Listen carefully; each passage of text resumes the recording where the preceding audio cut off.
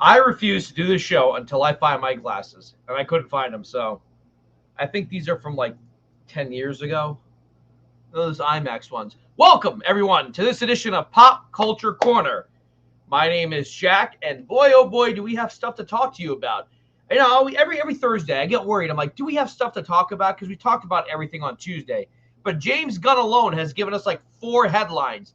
The man is tweeting, and he cannot be stopped. So we'll talk about James Gunn and Martin Scorsese.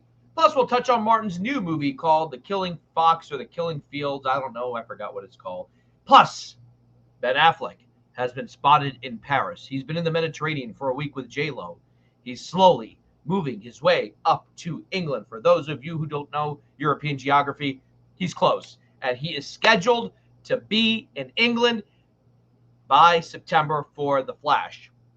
Meanwhile, his stuntman should be getting paid a lot of money. Plus, Kanye West, what is he up to now? Austin will join me, and he will tell me all about Kanye's performance of his new album called Donda. Donda? I think it's like Honda, but with a D. Donda. Plus, Seth MacFarlane says he's ashamed to be with Fox, even though Fox Corporation is not part of Disney's Fox. But hey, that's why you need this show to tell you these things. Plus, we're going to touch on the Me Too movement. And although we're not a political show, we are going to talk about the accusations about Governor Andrew Cuomo and why they were not addressed months ago. And he just kind of got a slap on the wrist. Well, that slap is getting harder and harder, and he's in trouble. And last but not least, I have zero proof that Comedy Central watched our show last week. Because last Thursday, it was me, my buddy Tim, and Charlie from Raging Entertainment talking about, is South Park cancelable in this environment? And I'm not taking credit for it getting renewed for another several seasons, but I am. They watched our show. Matt Stone and Trey Parker, you are welcome. The time is 4:32 here on the East Coast. Welcome to Jivin with Jack.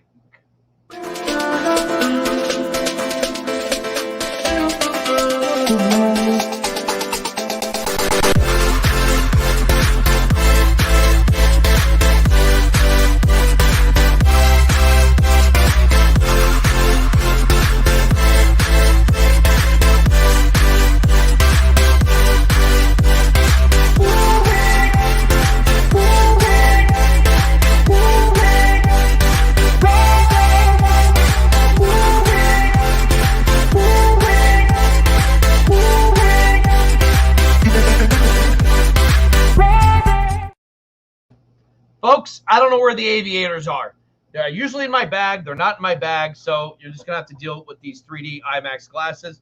Welcome to Jivin' with Jack. My name is Jack, and at this point, I'll be joined by the man with the $10 billion voice, my co-host, Austin Lean 316. Where is Austin? There. That's right. That's right.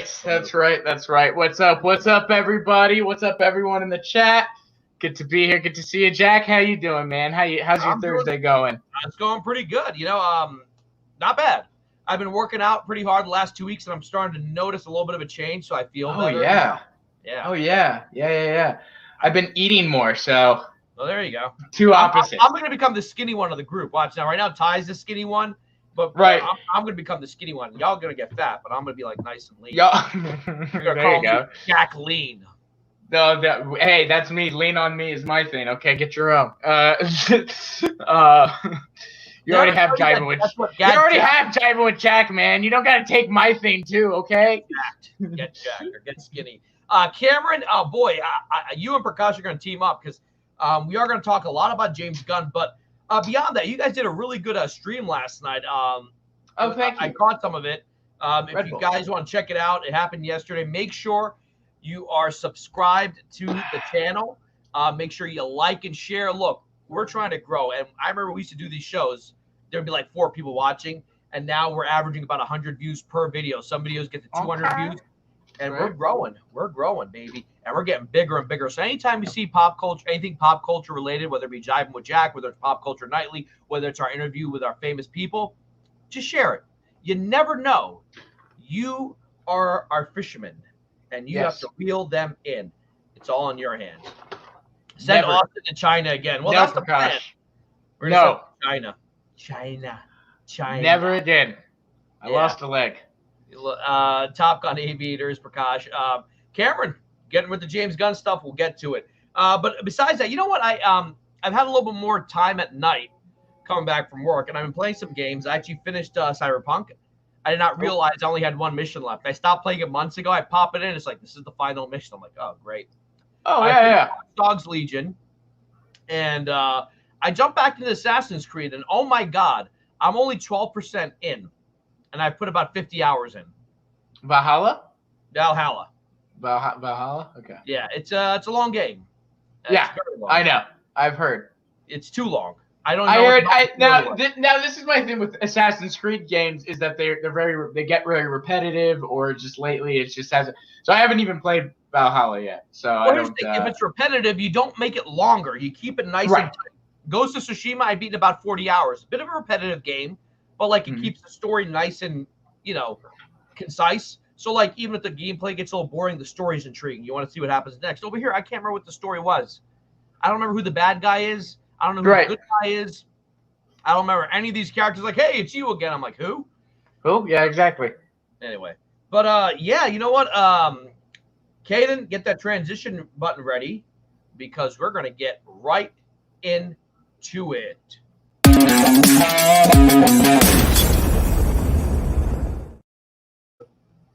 James Gunn is on Twitter. Yes, he is. I love it. And he's kicking butt. Listen, someone tweeted, right? And I think if we can find this tweet.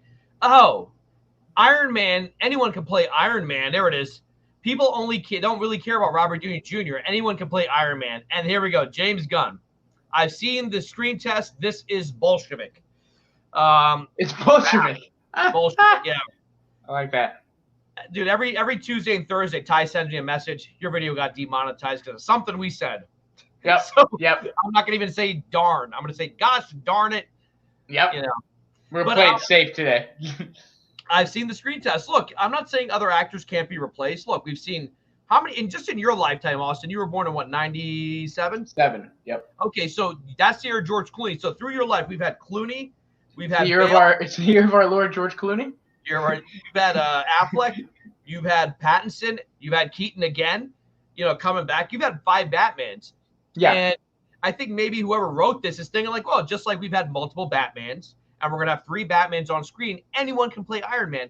Now, I don't doubt that anyone else can play Iron Man, but what Downey Jr. did with that role, it's going to be hard to either duplicate it or do something different and have it not be compared.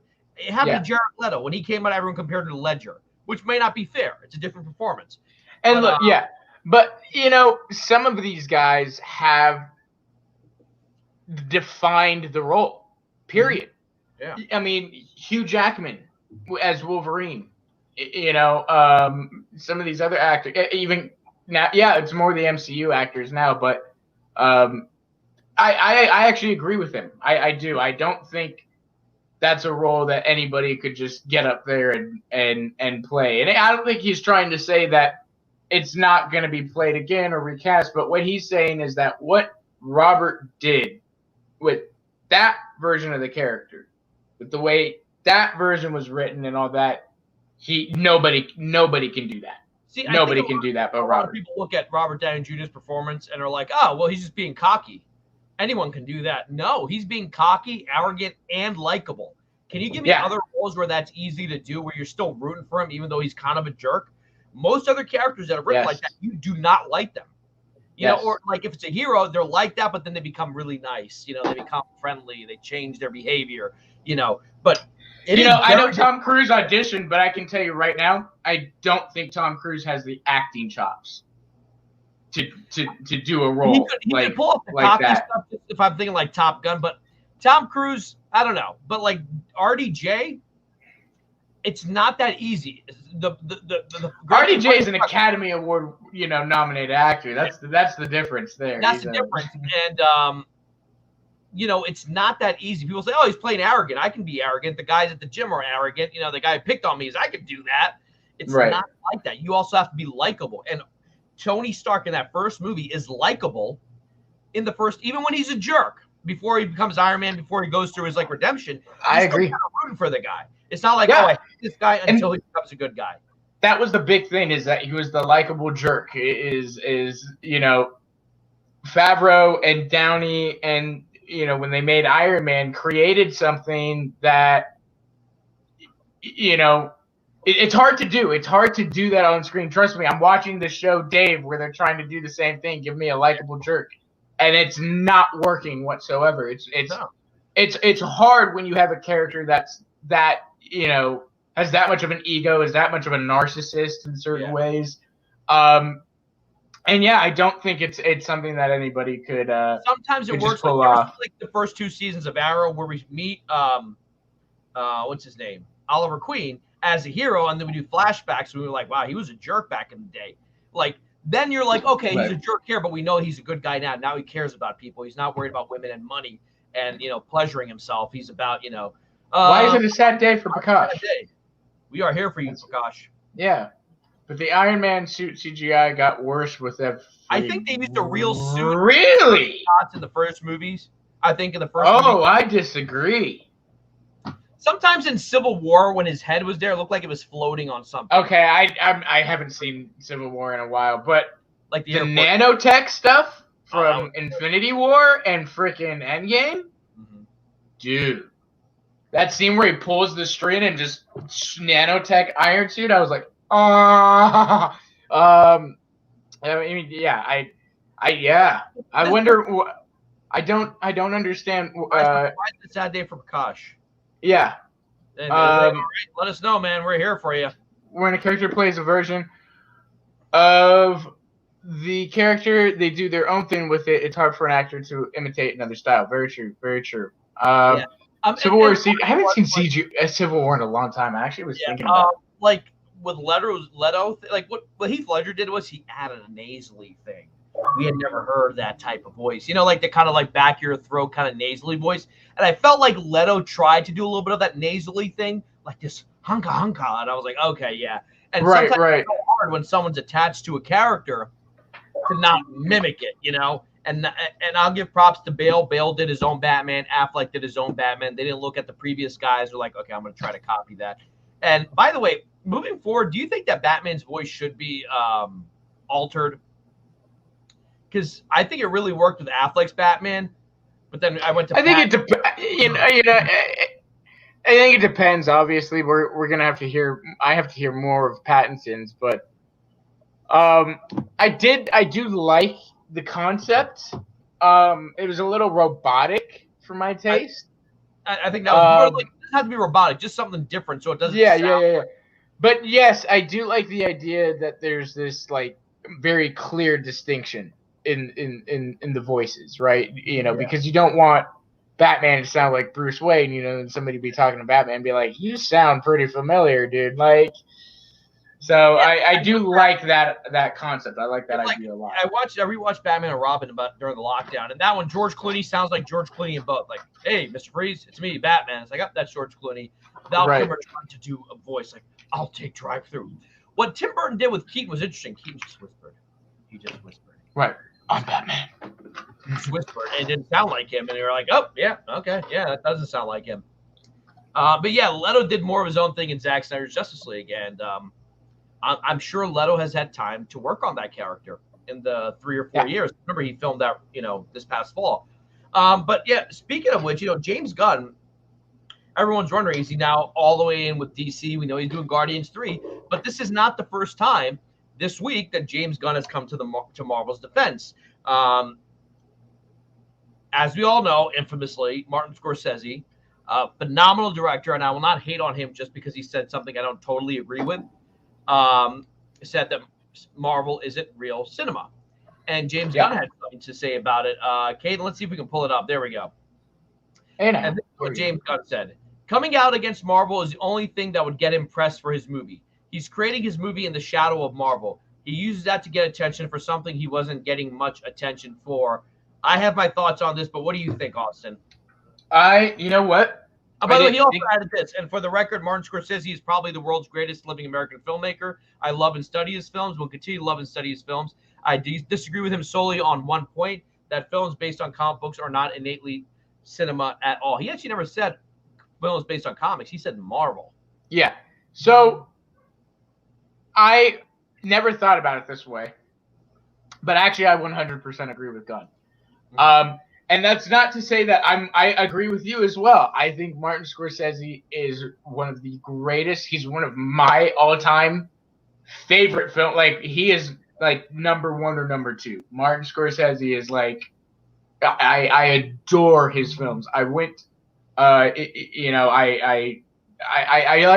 seen all of his movies. Like, even, there's one nobody's seen. I talk about all the time called Silence. That was his passion project. That I haven't seen. Oh, dude, gotta see it. So look, I love. This is an oops and controversial moment for Gunn for sure. Austin is a Gunn stan now. I disagree. I don't think this is oops or controversial at all. I mean, he made a great point. Look, Martin Scorsese is and will always be one of the best directors of all time, but he has lost relevance. He regained it a bit with Wolf of Wall Street because it was such a and the Irishman. He a little bit with The Irishman again, but I thought it was a great movie, but it was more, the buzz around it. Oh, it's De Niro, Pacino, and Pesci again. I was gonna make, because there was a lot of buzz about that movie because Netflix paid a lot of money to get. I mean, what's his name? Joe Pesci was retired. They had to pay Joe Pesci. Dude, Cameron, The Departed is one of my favorite movies of all time. Like, top 5. Recent filmography, I wouldn't say he's become irrelevant. Let me see. He did The Irishman. Before that, Wolf of Wall Street. Okay, Hugo, I don't know what that was. Hugo was phenomenal.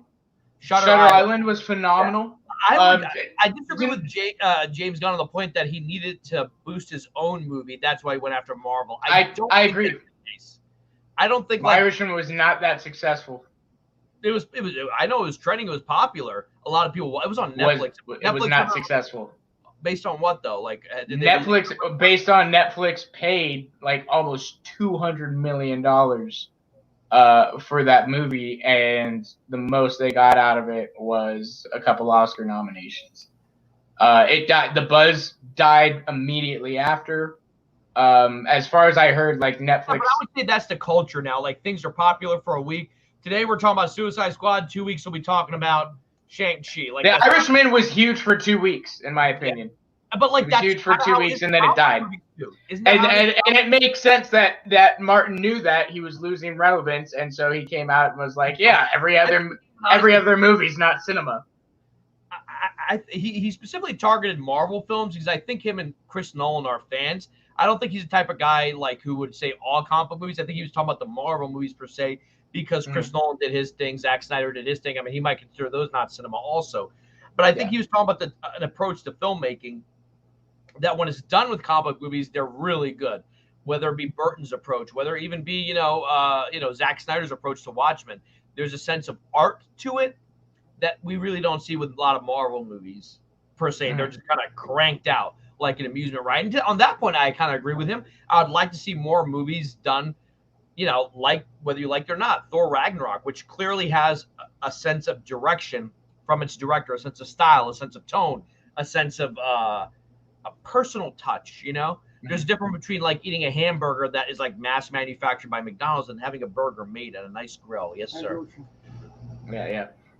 And look, no, I know he didn't call it Marvel. I think what he said was that comic book movies or superhero movies are not cinema. Yeah. Which is what Gunn is saying. He disagree. Great. Which I also disagree with that. I don't think.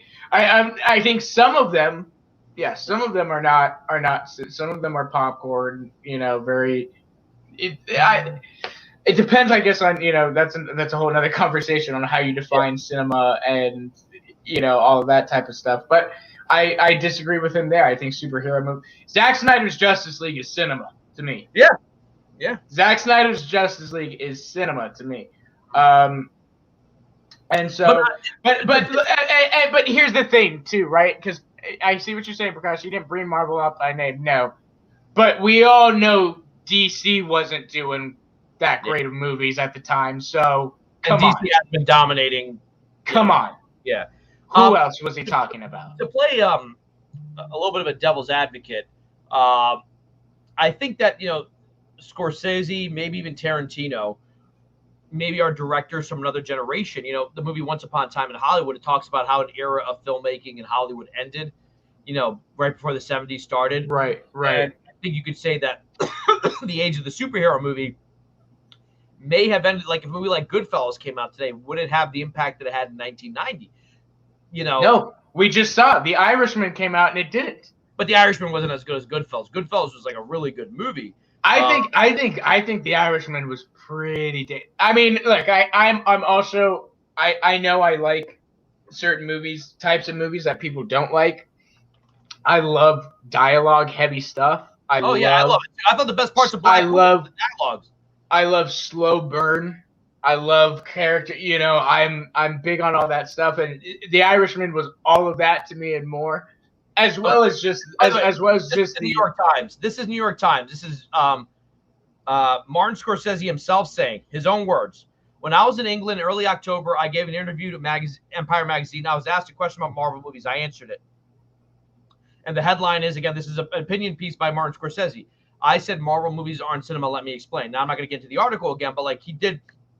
Maybe not at first, but he did target Marvel movies. But I have noticed this, especially within what I would call the Hollywood elite. These are the Oscar people. There's a lot of disdain that a lot of people aren't watching their Oscar-nominated movies, but people are watching The Avengers. People are watching Aquaman. They're not watching that. And there is a sort of elitism. Did you see Bill Maher's comments about Marvel movies? Did you see his new rules where he just trashed? But Bill Maher also trashed Star Wars and then appeared in Star Wars. So I don't take anything he says seriously. Who did? Bill Maher. I'm thinking of Bill Burr. Bill Maher. My bad. He said he was too old. Bill Maher. He was brutal. He said saying you're into the Marvel universe is like saying your mom still buttons your Yeah.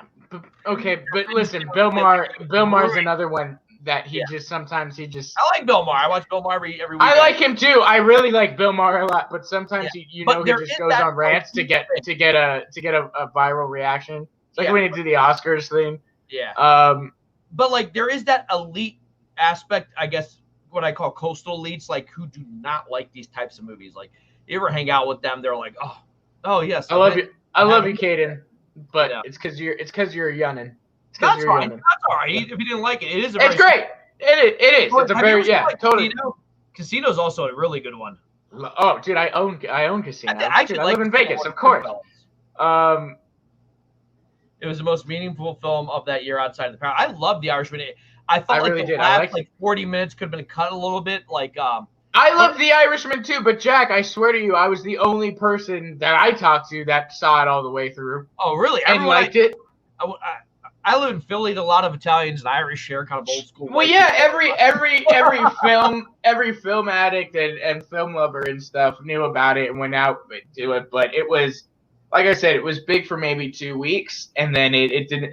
It was you look at some of Martin's other movies. You can say that about Black Widow. No one's talking about it anymore. Everyone's talking about the Suicide Squad. You're right. You're absolutely right. Yeah, Black Widow lost. I totally agree. Black Widow lost its relevance in 2 weeks. I 100% agree. But with The Irishman, I think again it was a great film, but it's honestly one of my favorite Scorsese movies. Like I really like it. Yeah.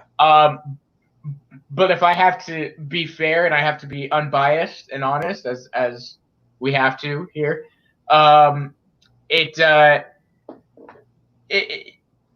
really nothing special in Scorsese's filmography. I enjoyed it, but like I didn't enjoy it as much as even The Departed, which is he. Or I mean, for example, you look at a movie that brought him back. Wolf of Wall Street. Yeah. The directing style, it felt like a 40-year-old Martin Scorsese was directing that movie, and it was like just so that's what I'm talking about. And The Irish did not have that for you. It's funny because the Joker, a lot of comic book fans like the Joker, and it's like, dude, have you seen like the King of Comedy? Have you seen Taxi Driver? That's a complete Scorsese. Like, it kind of reminded me of that movie, Oh, yeah. Bad Love Times at the El Royale, which feels so much like a Tarantino movie or trying to. I really like that movie. Actually, I like that movie too, and it's like there's a director who's trying to. That was Drew Goddard. Yeah, try to mimic Tarantino a little bit. He's doing his own thing. And then Joker felt so much like a Scorsese film, and it's funny because he was attached to it at one point. Now, here's the funny thing about Shazam. I love Shazam, but when I talk to DCEU fans, they don't really like talking about Shazam. I don't know if they associate with Hamada and Jeff Johns and that Toby Emmer crew, but I love Shazam. So I didn't hate Shazam. I didn't love Shazam. I will say it's one of the better DC movies for sure. Like I would say I like Shazam over Aquaman and Wonder Woman. I like it better than Aquaman. It's the unbiased. I have to be unbiased. It's really not my type of movie.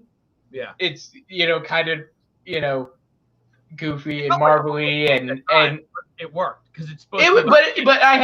But I have to admit, it was a good time, and I did like it. I did like it, and again, unbiasedly, it's a really good DC movie, way better than Aquaman, Wonder Woman, or Suicide Squad, if you ask me. Not the recent one, the 2016 one. Yeah, I said it. So speaking of James Gunn, we talked a lot about on Tuesday about the boycott, and some people have decided there was supposed to be an event today that was supposed to have been postponed. What was that? Yes. Today is the anniversary of 2016 Suicide Squad, Studio Squad. We'll call it that. The Studio Squad came out in 2016, and the ever so persistent fan base decided a while back. Apparently, to the argument of some of these guys decided this years ago that on August 5th they were going to hold an event for release the Ayer cut. Yeah.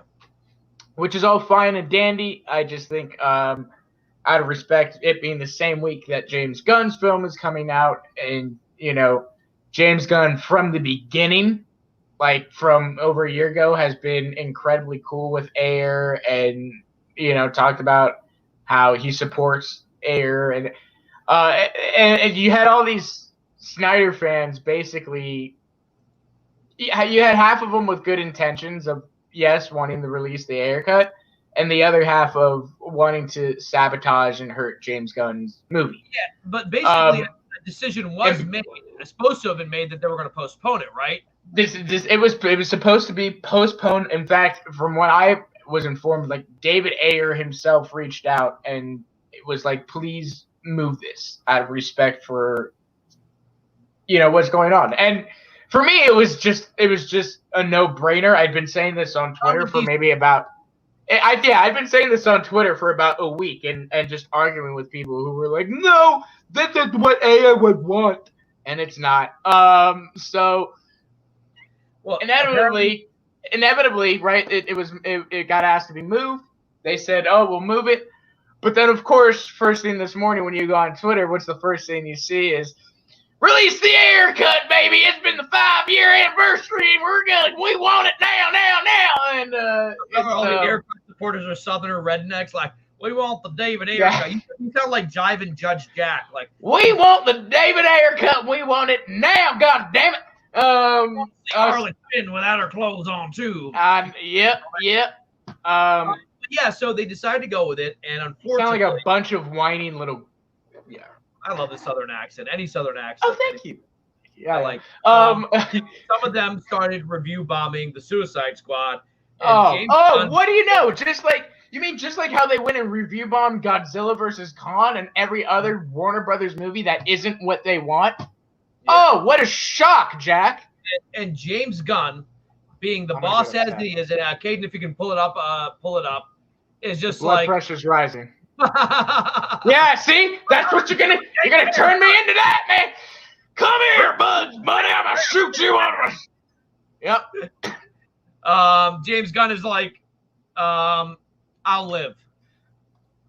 Stuff like this means James Gunn's response. And important to point out, the most Snyder Cut fan, he still goes out of his way and he says, and this is his actual quote, and important to point out, most Snyder Cut fans have been supportive. It's only a few who feel it's worthwhile spending their time doing stuff like this. I'll live. That is how you handle trolls. Don't feed the trolls. You feed the trolls, you feed. Look, I want the Ayer cut. I want the Snyderverse restored. So does Austin. So does T.Y. So does Caden. But stuff like this, if you're a Warner Brothers head up, when you go to your executives or your stockholders, you're like, hey, see these people here? If you give them the Ayer cut, this is what you're legitimizing. See, even though the vast majority of us are cool, even some of our members who aren't seeing the Suicide Squad, they're not review bombing this movie. But the fans who are doing this type of stuff, review bombing a movie, this is not helping our cause. If anything, it's hurting our cause. Okay, Cameron, look, that's fine. This is something that I will take all day long. Hope the movie's good. I won't be watching it, for whatever reason, whether it be that you don't want to, it's not your thing, you don't like. I won't totally for that. What I'm not for is this crap, and that I'm not for the vindictive, revengeful, angry attitude. That's not how the Snyder Cut was released. It's not. That's not. And if you think that's how the Ayer cut is going to be released, you're wrong. Because Warner Brothers will laugh in your face, and you'll never see the Ayer cut. Not only that, I promise watching Zack Snyder's Justice League, you are technically supporting Warner Media because they're the ones who still own HBO. You're still giving them money every time you watch the Snyder Cut. I'm not saying you have to watch it, Cameron, or Prakash, and I respect your opinion. Yeah, I'm not saying you have to watch it, but don't say that this will help the movie. Yeah. Don't watch it because you don't want to watch it. That's and our fine. producer Caden is joining us. Go ahead, Caden. The other thing is like these people saying boycott this movie. Again, you're not going to hurt Walter Hamada. You're not going to hurt James Gunn. You're not going to hurt. You're going to hurt Ayer. You're going to hurt the desk manager. You're going to hurt yourself. The crew. Yeah, you're not hurting anyone but yourself and your movement. So boycotting, the movement, you're hurting the movement. And I see people burning they got the ZSJL Blu-ray disc. They're tearing the the little snippet where it has the Batman and Suicide Squad and all that stuff. You rip it in half. You see people ripping it in half, burning it, peeing on it. That's not helping at all. That's showing that you are as toxic as Anna Sarnoff has described you as. You are now becoming what you didn't want to become. And now they're going to be like, hey, these people are asking for the Ayer cut, but then also 95% of these people that are asking for it are also burning these things or boycotting our movies. Let's not give it to them because 95% they're acting of them, like immature children. Yeah, immature little kids they're acting like little kids who that have the cry teacher in the say store when they don't get what their parents when they it's like the teacher said, "Oh, you're not going to get pizza because you didn't get an A+." It's like, where, I want pizza because I didn't get A+. No, you're not going to get pizza because you didn't do your job. Yeah. What you're going to get? You're going to get a piece of old, crusty bread, and you're going to like it. You're going to like it. It's like, but again, it's, who can, Prakash, you like watching Walter Hamada and watching Hamada and piss you off. But the other thing is you have to realize is that Hamada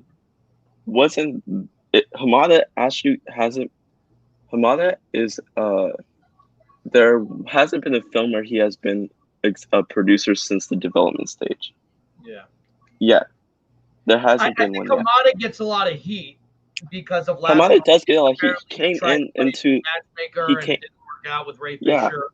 And the other thing is I'm not defending Hamada at all, but also I'm playing devil's advocate.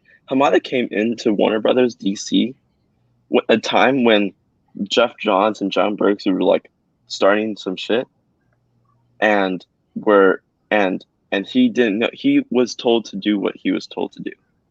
He's not doing what he thinks is best. He's doing what his higher ups are telling him to do, and because he thinks he's doing his job. Guys, go back to an episode of TY's Corner.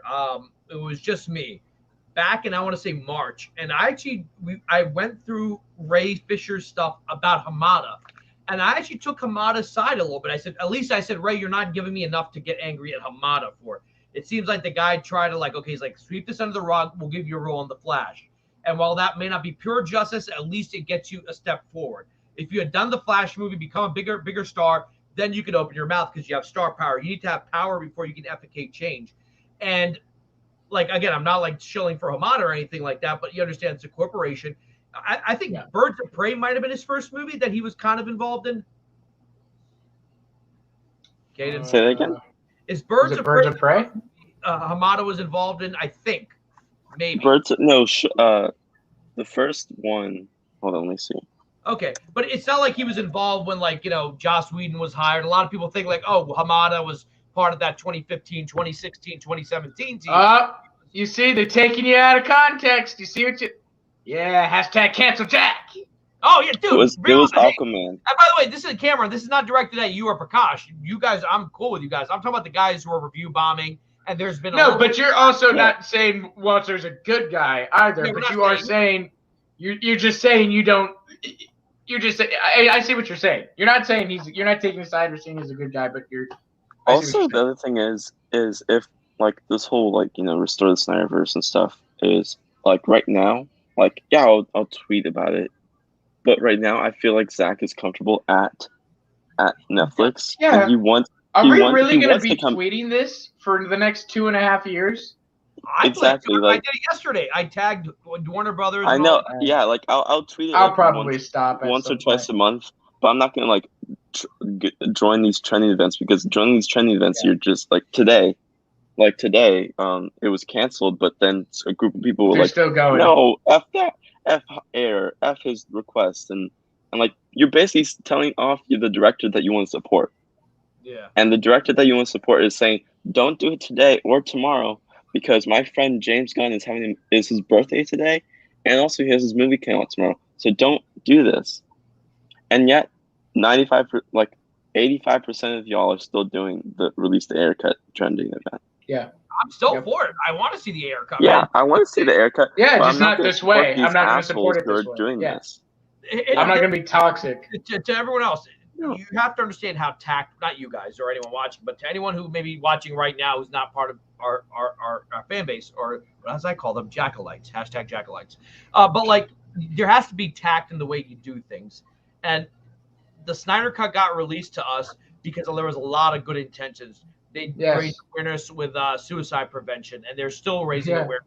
We did shows, I think, back in November and March where we raised money for suicide awareness in conjunction with the Snyder Cut.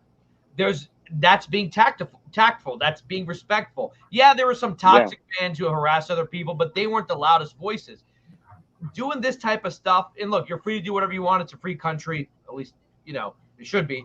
But doing this type of stuff, even after when David Ayer is like, come on, guys, don't do this. Ayer, Gunn, Snyder, they're all friends. They all respect each other. And Snyder is even the executive producer on the Suicide Squad. Yeah, he is. And Ayer is thanked in the film. So let's pass this narrative that James Gunn and Ayer are hateful to each other and hate each other, even though on Twitter, in the film, and on the flipping premiere, these actors were supporting it. And then I like how it's always like this where I remember Snyder was praising the MCU and a bunch of Snyder fans were like, I hate Snyder now, and then the next day they were praising him again. And then the same thing happened with the actors in the Suicide Squad. People were praising John Cena and Jay Courtney and all these people, and the next day they were hating on John Cena and James Gunn again. It's you guys you only like them because you only like them when they support your cause, but then when they blatantly say it, you like them, but then the next day you become two-faced and hate them. Yeah. How do you know, Cameron? What the heck? How do you know? How do you know? You know what? Actually, James actually said that Snyder and Kevin Feige were on set of the Suicide Squad. So boom, Cameron, that's false. But okay. Snyder and James have talked. Yeah. What? And then Prakash, I'm sorry, but Look, here's my question. You guys want to, like, I want to watch the Ayer cut, but if it doesn't come out, you're okay too. Yeah, some guys are not. Get over it. Yeah. Like, hold on. What are you really going to do? Nothing. Like, I'm sorry. I am. I personally want the director's vision, but that for me, it doesn't justify acting and here's that the way funny thing, or having that mentality. That's a very just, you don't want to have that type of thinking. You want to have a more, mature mindset, because that's just saying, oh, I don't get what I want, I'm gonna sit and cry about it and throw a tantrum. And also Ayer himself, we all know there's a lot of things we don't all get. Well, so it's, yeah. And that's there was I'm sorry. in that big Ayer essay thing that he did, he says if it doesn't get released, it doesn't get released. Yeah. And he's not gonna. And what I love is he's not gonna say anything about it. Yeah, he said he's not gonna say anything about it. And what's better, and what's so funny is people, are chiming in and doing, oh yeah, it's for Ayer, and yeah. No. Half of these guys that are saying release the Ayer cut don't give two shits about the creative. Ayer. About Ayer. They care about is getting the little entertainment, the little hour and a half of entertainment that they're getting, 2 hours of entertainment, and then going home. You guys are in the large minority. Not majority, minority. We're loud, but we're small. Caden said something. Oh shit, I forgot what my point was going to be. But all right, let me make this other point. Take a cue from Zach himself. I asked Sean O'Connell this off the record. I said, has Zach ever said anything about Joss Whedon? He says, never. I said privately, he's like, never said anything about Joss Whedon. Yeah. He's never attacked Joss Whedon. He's never gone after Joss Whedon. He's never and take a cue from that. That takes a big man. Like, he may say that's not my movie, but never was he like, F Joss Whedon, Joss did this. There's a level of respect. Even if, no matter what kind of person Joss Whedon is, that even Zack Snyder did not attack Joss Whedon. He never went after Whedon. He just said, that's not my movie. I want to give you what I was going to do. That's different. That's being tactful. Right now, and this is the point I want to make, the irony is, as Caden said, the actors from the Suicide Squad are supporting the release of the Ayer cut. We are closer now to getting the Ayer cut now than we were, let's say, a month and a half ago. And behaving like this hurts us. It hurts the community, because here's what's going to happen. And again, this is not directed at Prakash or Cameron at all, because they just say they don't want to see it. That's fine. I'm talking about the people who are attacking, who are boycotting, or not even listening to David Ayer. When the heads of or even the people that are saying, I'm not gonna see it, because it's not Justin, Snyder stuff. Yeah. Have an open mind. Have an open mind. That's the other thing, is that like some of these people that like come into like, like some people are like, oh, I wasn't a DC fan until Man of Steel, and I became a DC fan. But then I see those same people that say that saying, oh, I'm not watching anything anymore because Snyder's not involved. Then you just proved yourself. You're not a DC fan. You're a Snyder fan. You've never been a DC fan. You've always been a Snyder fan. And I want to address what Integrity wrote. Caden, could you bring that up? Which one? You guys are being too hard. It's like that one. Okay, right there. I think you guys are being too hard on the fan. This studio has been repeatedly lying to their audience, while literally making some of the worst decisions in Hollywood history. Outrage equals inevitable. Agreed. But I agree with that. Take that back. If this movie is really good, if The Flash is really good, if Wonder Woman 3 is, Aquaman 2, if the Snyderverse is restored, even if it's not restored, so far the trend has been in our favor. We got the Snyder cut. And it seems like the trend is that we might get the Ayer cut.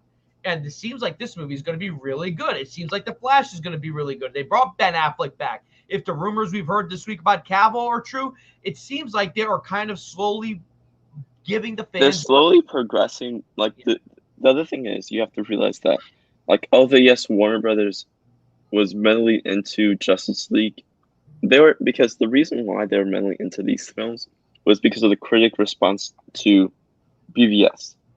The two most, the two films that the only, the real two.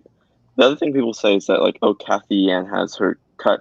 She said it herself, and like I think it was like months and like I think it was like this past like in 2020, like way after Birds of Prey came out.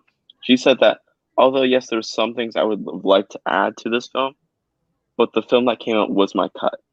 And these people that are saying, and then there's the whole oh, Cassandra Cain was changed. She said also in an interview that and Margot Robbie and her did an interview where it's like Birds of Prey is not a reliable movie because Harley Quinn is the narrator.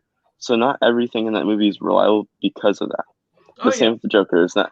But again, the scene where she said she took the breakup with the Joker really well, and you see her like crying, Yeah.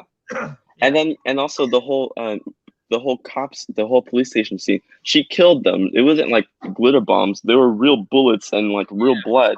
It's just that she's mentally insane that she sees it. And the same thing with the Suicide Squad. Yeah, she's becoming more and more insane, and herself that she's seeing flowers and stuff, which is probably a reference to Poison Ivy. But I'm not going to get into that. Birds of Prey. Yeah. I'm not saying it's a great movie, but I refuse to watch it. For me, yeah. But going back to the whole BVS criticism, BVS was criticized for being too dark and all this stuff. And it's because and that's one thing the Ultimate Cut didn't change was the tone. Yeah.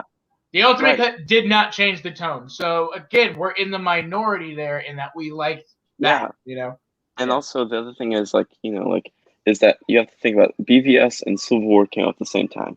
Yeah. Critics kind of liked both in the way that there's some people who like the critics really didn't like BVS at the same time. They didn't really like Civil War at the same time as well. Yeah. But it still got high praise because it was a Marvel movie. Well, Civil War got way better reviews, and I think it made a box office. I thought the same way. I'll be honest with you. When I saw BVS, I was like, "What the hell just happened? What the hell was that movie?" And then I saw Civil War. I'm like, "Oh my God, this is amazing!" I wish they had done. I think it was just last year for me when I changed my mind about BVS when I either last year or 2 years ago. Yeah. But I changed my mind about BVS when I saw the Ultimate Cut. I'm like, oh wow, this is a lot better than I thought it would be. I thought like, all right, it'll be like 20 extra minutes. What can they do to fix it? But then when the movie felt more cohesive. But you said Cameron or whoever it was that we're being too hard on the fans. Let's not go on IMDb and look up the fan reviews from 2016. Go on Twitter and look up the tweets from 2016. Fans were crapping hard on Batman versus Superman. They were. And Warner Brothers is looking at that. It wasn't until BVS UE until BVS UE came out is when people were praising BVS. Yeah. And then that's when people were recognizing BVS as BVS UE and not the actual theatrical version. And then there's some people who were saying, "Oh, I still like the theatrical version," even though like those people that are saying I like the theatrical version. You go back and look at the tweets; they're hating on it when they got out of the theater. Like, it's like these people only say that they like something if it's in their favor. Yeah, you know what? And I agree with you. Like, you can convince me that the theatrical cut was good.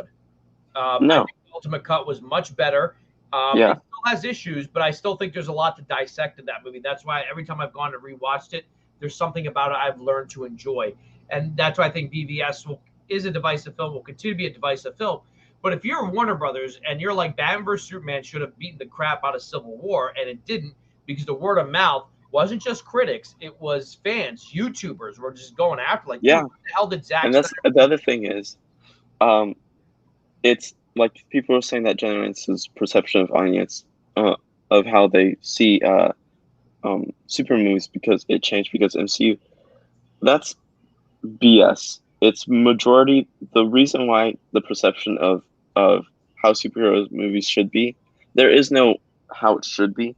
There's different takes you can take a superhero movie with, and the way that the DCU started and was going to go with, people should have listened to Snyder, and because if they did, they would find out that actually. And also, when you look at ZSJL, it was exactly what the studio wanted from BVS when Yep. this lighthearted type of tone. It's Yep. exactly what they wanted. But, that's on them because they thought it was going to be into this. And that's the other thing is that if, like, when they were doing when Zax was filming JL, is that if that they're shooting two movies at the same time. He was shooting the 214 cut and his actual real version. The 214 cut was Jeff Johns' rewrites, and he was fine with them. He wasn't like really going bonkers with it. He would and then I think that's the other dumb thing about the whole this whole Joss Whedon thing is that you had a cut almost done that you would have liked to seen. The studio would have liked to see, but you didn't release it because you thought, whatever. But anyways, going back, it's like Suicide Squad and Suicide Squad was edited by a trailer or music video editing company, which is really dumb and stupid. Because that really butchered it. Made like a on YouTube where you get like you click on a music video and you get like a shuffle version of like the artist's album music videos. You click on that and like they just play like all the music videos of that album. It was like the theatrical cut of Suicide Squad was that. Yeah. But as like with a darker tone. Yeah. But let me address something real quick. Prakash is saying, I get what you're saying. That's what the general audiences want. But if you give them dark and gritty done well, like The Dark Knight was the first comic book movie to make $1 billion, and there was no dancing or laughs or no, there wasn't. If you do it right, look at Joker, first and only R-rated movie at the moment. At the time we're recording or we're live to make $1 billion. There's no action in that movie. There's no stuff blowing up. And I know like gender. I have my family is technically gender oriented, and I asked them, "What do you like, the MCU better, or do you like the Dark Knight trilogy better?" And I have some people that my family likes the Dark Knight trilogy and some of the Man of Steel and BVS better, and because they are darker and because even though they still like the MCU for its lightheartedness and stuff, they also like the DC for the dark tone. What you guys just said, Dark Knight and Joker made $1 billion. So that argument that that's BS. That's BS. Yeah. You know what people didn't want to see?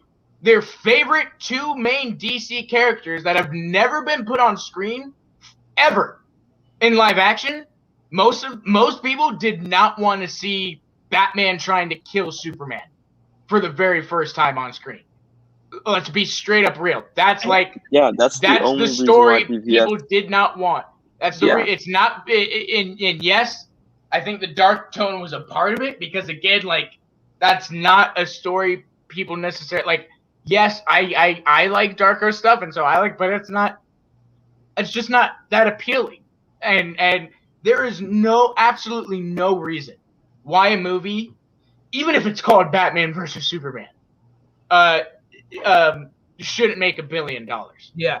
And the thing is, it didn't because by 2 weeks into it, people were just saying, "Dude, don't see it. 1 week. Don't go ruin the image of your favorite DC characters." Because that's what that movie will do. This is what Kanye has been saying since 2004, and some people are starting to wake up. And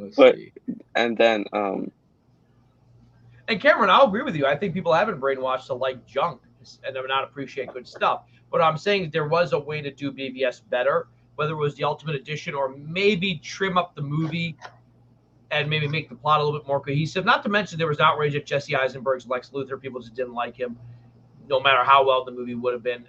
There's just too many issues. There are too many moving pieces. And I guess my question to everyone is that if this Suicide Squad movie is good, I mean, the reviews say they're good, but, I disagree with this. What do you say? To me, it's never been dark. I hate that. It's realism. It's real life. People hate seeing. That's not true. That is the complete. People want. You'd be surprised how maybe you don't specifically, but you would be surprised how many people do want to see reality and want to be able to relate to that. That's what you would be surprised.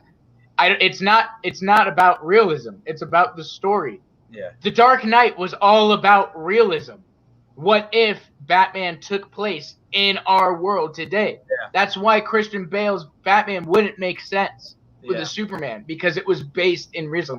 It made $1 billion. Joker was based on realism. It made $1 billion. That argument doesn't work. You have to stop defending what is the obvious. It's the story. Nobody wanted Batman versus, like, there's, maybe there are, I'm sure there are now, but when I think of Batman versus Superman in the comics, I don't immediately think of The Dark Knight Returns when Batman first killed. I think of World's Finest. I think of Justice League. I think of, like, that's the first thing that comes to mind when you bring those two characters up. He's trying to stop him, but he's not trying to kill him in The Dark Knight Returns. At least it's not explicitly said that, No, in fact, in The Dark Knight Returns, the government sends Superman after Batman. Batman to kill him, yeah. So it's the opposite. Yeah. Again, it's just, you guys are, I'm sorry, you're defending him because you like Snyder, and that's fine, but you can't defend even though that theatrical cut wasn't Snyder's, you can't defend a bad movie, and that was just a bad movie. And overall a bad idea, if you ask me. Batman. What do you mean after because Avengers 1 had hatred between Iron Man and Cap, which blew up in Civil War after. Well, okay, that's completely wrong, because Civil War was based off of the Sokovia Accords, and how there was, and it also ended up because of Bucky. It wasn't just the Sokovia Accords; it was also Bucky. I think there's animosity between the two. Tony makes an offhanded comment. The first one was like, "That's the guy my dad talked about all the time. Wouldn't shut up about." I think, and then this comes out in Civil War, that Tony kind of had an issue. He even says, "I hated you growing up," because like his dad would not shut the hell up about Captain America. Yeah. So I think that's what he's talking. Like the siege were there, like Cap's way of doing. Yeah. Things. Yeah. Okay. It's like, and also what blew it up even more was Age of Ultron, and because of there's a lot of stuff that whatever. I think what makes Civil War such a great movie, like by the third act when they're fighting each other, it's totally about Bucky. Because even at that point, Tony has broken the Sokovia Accord by going to try to find Cap and help Cap stop these what they think are going to be super soldiers who are alive. He's already broken the Sokovia Accords right then and there. And then when he finds out that Bucky is the one that killed his parents, and then that Steve knew, and it's just like, and then it's just a whole nother level, like, oh, you betrayed my trust. Yeah. Like, we're friends. Like, we became friends just now. Like, we're family. Like, you're my uncle that I hate, but we're family. And now I'm just now finding out that you knew that your friend killed my parents. No, fuck you. And then that's Batman vs Superman, the Ultimate Edition, only 15 minutes longer. It's about a half an hour, I think. It's like 30 minutes. It's 30 to 40 minutes. Extra. Yeah, no, I actually agree with that integrity. I do like the theatrical version. That's cool, but what we're saying is that either you or it said, like, I think you're being too hard on the fans. I'm like, it was a fan reaction to BVS that made the big difference. Yeah, and also the whole critics.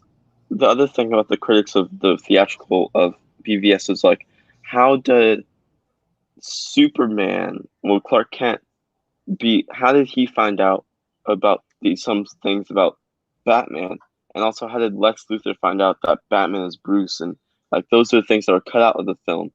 Like, those 3 story arcs were cut out of the film, and then they were added they were like the 10-minute arcs were added back in, and it was just Yeah.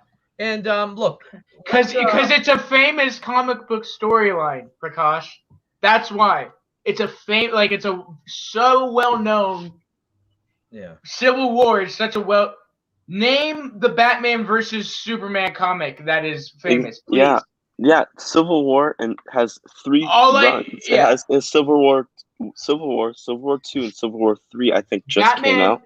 There's Batman, Superman, Public Enemies, Batman, Superman, World's Finest.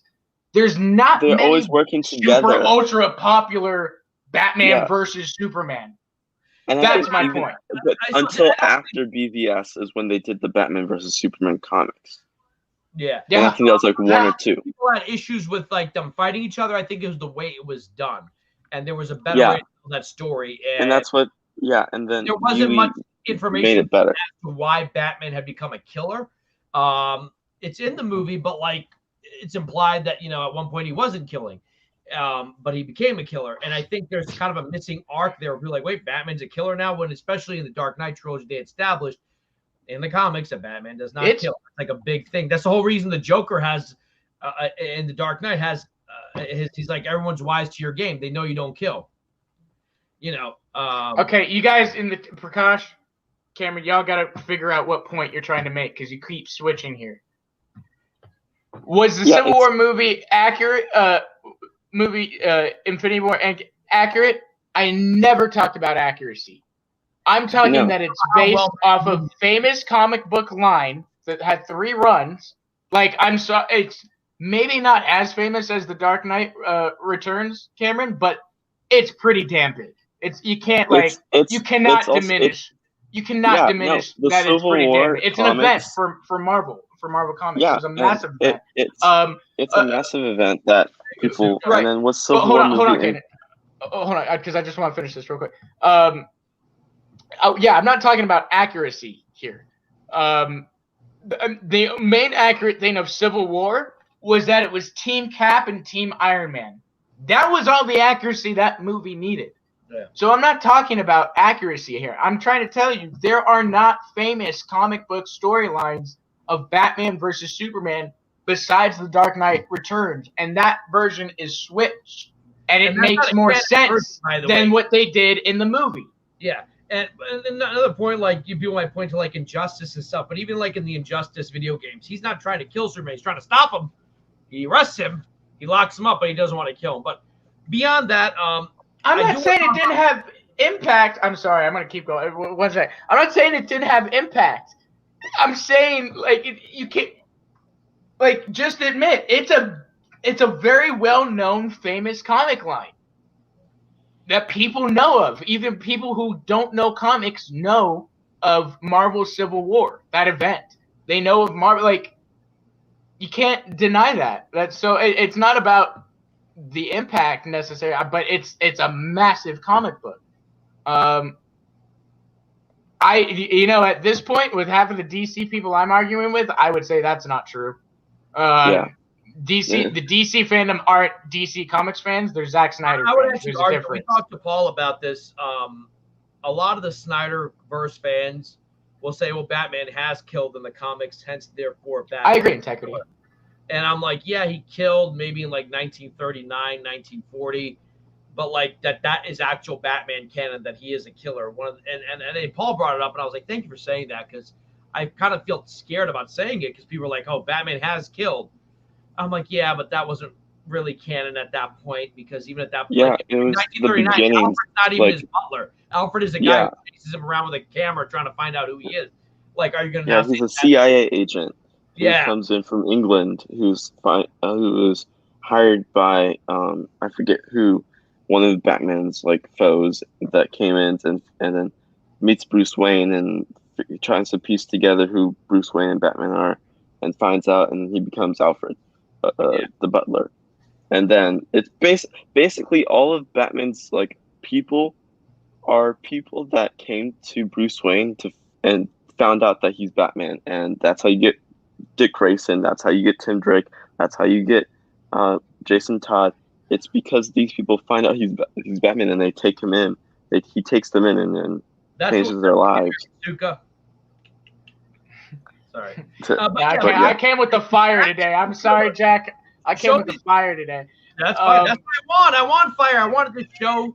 Yeah. Your dad knew about The Dark Knight Returns. Yeah, because it was in the 90s, early 90s or 80s. 86. Dude, of course. I'm sorry, but I had friends that knew about the Civil War comic. They didn't know the storyline, but they'd heard the comic Civil War from Marvel. Yeah, so same thing, dude. It's a different time. The Dark Knight Return, you know what? I would even argue now Civil War was as impactful. Yeah, as the Dark Knight Returns. Because it literally pitted heroes is 20 against years older each other. Than Here's a team of them, yeah. Dark Knight Returns is profound, partially because you have to understand sort of the era of Reagan's America. That's why everyone's like saying they want to see a Dark Knight Returns movie live action. I don't know if it would work as well because it's definitely in the same way that B for Vendetta was kind of about Thatcherism. And so what did they do in the movie? They made it about the Bush administration. I don't know if it would have worked as well. And the book doesn't necessarily follow the typical 5-act structure or 3-act structure, rather, that most movies follow. I'm not that crazy about seeing a Dark Knight Returns movie. I think the animated thing was great. It brought it to a new audience. I would see now if they wanted to do like a full adaptation with Ben, I'll take a Dark Knight Returns movie. I don't know if it would be as I would love that. It would definitely. I wouldn't mind seeing an interpretation of it, maybe for the modern era. But, that's one of my favorite comics. It's just so. Oh my god, his story is. I'm feeling pissed because trying to be like Marvel because some of the and here's where you keep getting this wrong. Gosh, it's not some, it's most of their fans and critics' reaction. Yeah. We're in the minority. And I would say, I don't know, MCU 2.0, has the MCU made an R-rated bloodbath like the Suicide Squad is supposed to be? I mean, Marvel won't even do that. That's why I'm not too crazy about them taking over the Punisher or Daredevil. I've said that many times on the show. If you're looking to watch the Suicide Squad, you can't tell me that's Marvel 2.0. If anything, that's them doubling down on doing something different. I mean, their last theatrical release was Birds of Prey, whether you liked it or not. Violent, aggressive, gritty, dark. Yeah, if the Suicide Squad is Marvel 2.0, well, I'm really missing something there, dude. So, like Atsuka, the Punisher coming out of America. I'm really missing something there. Punisher. I think they would totally nerf him, or Wilson Fisk for that matter. But so I can't say that. Okay, maybe if you watch a movie like Shazam, like, oh, they're trying to copy Marvel because it's family friendly, jokey, whatever. But if you look at Birds of Prey, you look at the Suicide Squad, whatever the hell they're doing with the Flash, I don't think they're necessarily copying the Marvel formula at this point. I think they realize they need to find a balance between dark, gritty, aggressive, and something that appeals to general audiences. And I think the Suicide Squad. Watch it. Yeah, watch it. You guys see it. Watch it and then come back. Until then, don't criticize it or don't tell me what it is or what it is because I've seen it. Because it is supposed to be a comedy, but not in a comedy in like a Guardians of the Galaxy. It's Boys is a comedy. The Boys is kind of a comedy. It's kind of gross comedy. It's a satire. Yeah, it is a certain type of taste comedy. I would say it even exceeds Deadpool at certain moments. As far as grotesque, but it's not. It's not a comedy. Listen, like Philo Berg it's said, not a comedy. When he was on the fandom you thing, he said, Austin. Huh? You would consider a comedy because no. Okay, all right, okay. Like it does have comedy elements, but I would say it's an action dramedy, like heavy action, and dramedy loosely in that like it's like Birdman type. Okay. Comedy, dark. It's dark. It's not. I know there are people who will be turned off by that type of humor, but there's a lot of emotional moments and a lot of great story too, and that is far better than This is my main worry was that it was going to be Guardians R-rated, and that's what I was worried about. He totally took me by. Somebody made a great point in today. It feels like. It feels like he went to the next level, as far as his skills with director. He really, and he probably was thinking that the whole time. He's probably thinking, I don't want this to be R-rated Galaxy. So he was. No one is saying okay. And if you want to watch it in 3 to 4 months, I'm saying that I'm talking about the fans, and at least I am, the ones who are being belligerent on social media, the fans who are being overly aggressive, and. That's what we're talking about. And the idea is that if I boycott this movie, this will help me get the Ayer cut. I'm saying that no, that's not going to work. I don't think boycotting this movie will help the Ayer cut come out. And you made an analogy about a restaurant, like, oh, if I don't like a brand, I'm not going to watch it. Well, by that same logic, if Zack Snyder comes back and does Justice League 2, are you not going to watch that either? Because that's still the same brand. You're like, oh, I don't like Warner Brothers. What if it's with Toby and Walter Amato? What if the three of them make peace? They find Which a could vision. happen. It could happen. Highly doubt it, but could happen. It could happen. Would you then not watch it? We'd be like, no, it's Warner Brothers. I don't trust them. Walter Amato's involved. Toby Emmer. By the way, the Zack Snyder Justice League cut that we all love is not what originally Zack wanted to do. Zack had completely different ideas. He had to kind of rewrite everything. Watch our documentary. Please watch our documentary. Go through this. Like we're gonna have to go back to the board. We're gonna have to do something different and that's the version of Justice League you got. Yep. Is the second you got the Justice League that Zack agreed. Zack, okay. BVS got criticism for being too dark, both UE and both theatrical. You know what Zack did? He had this. He and Chris Terrio rewrote the script to fit the whole lighthearted and balance of lightheartedness and dark. Yeah. And what exactly you got for ZSJ? Yes, because Zack listened to the studio criticism and the critics and the giant audiences. But is he saying? But he also had to listen to Jeff Johns on set. Yeah. He had 2 films he shot. Mm-hmm. He was going to shoot JL and JL2 back to back. Did he? No, because there was interruptions, and also then in the middle of production as well, he said, "Oh yeah, I'm not going to be able to do it." Yes, it is Snyder works in certain things, Cameron. It doesn't work with film. I've never seen it work with film. Hold on. Let me touch on that Snyder approved thing. We had Wayne T. Carr on our show last weekend. He was told not to use Green Lantern. So even that is not 100% approved. Zack wanted Martin. So the thing is, every movie, by the way, even Tarantino has to make cuts. Even Scorsese has to make cuts. The other thing is that the whole Jon Stewart scene shouldn't exist because there was a character embargo on Jon Stewart for the Green Lantern Corps movie and possibly for the Green Lantern TV show. But Zack did it anyway because, he was like, F that when we filmed this. Hamada found out and Jeff Johns found out and was like, no, you have to delete that because you can't use that because we have an embargo. Jeff Johns has an embargo on that because he's writing the JLC movie. That's why GLC movie. And he's also part of the Green Lantern TV show movie. TV show. Yeah. I want to just address this real quick. So people are saying like, go ahead. Hold on. And also, is it Snyder approved? Is if Ayer's thanked in the movie and Zack's is an executive producer in the movie, I think that should tell you that the Suicide Squad is Snyder approved. And also, Snyder and James are friends. You are supporting Snyder's friends, Patty Jenkins and James Wan. Then why not support his other friend, James Gunn? Yeah, but Prakash, there's clearly a bias because you guys don't like MCU Austin, and you only like Snyder stuff. Real quick, look, Cameron. Again, I will accept that.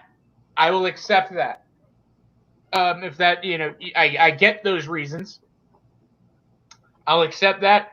I would implore and ask that you still give it a try, give it a chance, because I actually went in with the exact same thoughts as you. I don't care about Polka Dot Man. I don't like John. In fact, I'll be honest with you, Cameron. I still walked out not liking. I don't like John Cena as an actor, but it worked. I have to be unbiased in that it worked for what they did with him and his character. All I'm saying is, if you can have an open mind and go in instead, like I said, I went in with some of those things as well, thinking some of those things as well, and I had everything. All my expectations were blown away. I really, and once you get over just some things of like, okay, I may not like John, I still don't like John Cena as an actor, but I had to deal with him the entire movie. Like, you just get over it, and you kind of. So all I'm asking is, again, you don't want to see it, I'll leave it alone, but I just ask that you give it a chance at least, and then that way you can say I watched it and I was right and I hated it and I didn't like what they did, and then I can be like, hey, that's your thing. We're going to see it this weekend, and we're going to talk about it on Tuesday. Mm-hmm. Yeah. And then Prakash, you said WB is against Snyder for DC, period. That's not entirely true. Yes, the ones we know about, but there are people within Warner Brothers who are on his side. There are people in AT&T like Jason Kyler who are on his side. We've heard rumors of a kind of like a civil war about where to go. As of right now, there is no Justice League 2.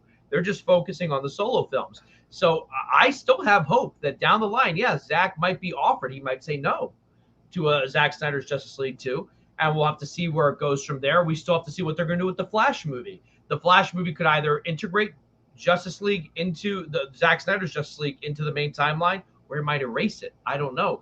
But I'm willing to give them the benefit of the doubt. Look, at the end of the day, it comes down to money. And they want to make money. And they know they're making a lot of money with Zack Snyder's Justice League. I think I read somewhere that it's number one against on some streaming site somewhere in the world.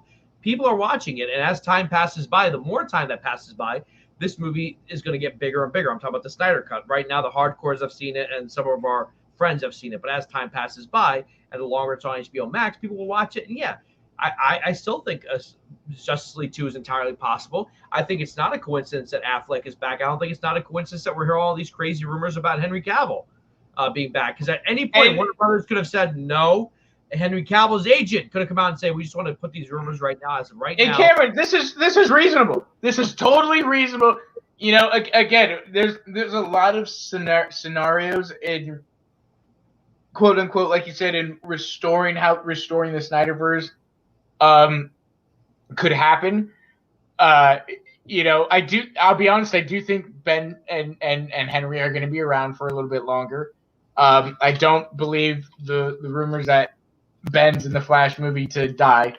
But I do think, you know, after the 2-year deal and after the Discovery switch around is completed, you know, maybe there is a chance of him coming back, you know. Yeah, so of course but I agree with that, Kim. I'm willing to, you know, take and give certain things to see some of these things continue. Yeah. That's exactly my point too. I honestly, I still want Affleck to do the HBO series. I know that's been a rumor. Whether that's true or not, we'll see. If it's not a rumor, maybe HBO's like, hey, that'd be a cool idea. We're doing Batgirl. We got J.K. Simmons back. They could have easily have disposed of J.K. Simmons. He's literally only in Zack Snyder's movie. We got Ben Affleck back. We might have Henry Cavill back. I mean, it seems like they're moving the pieces back together. I think there's an argument could be made that the Snyderverse is sort of kind of being restored, just not the way we want it or thought it would be. So I think people are listening. Warner Brothers is listening. And Austin, was there anything in the Suicide Squad that would take away from the Snyderverse, or is it nothing? In fact, I would. Now, this may be a stretch, but I've actually the few people that I've talked to that have seen it actually agreed with me and caught it as well.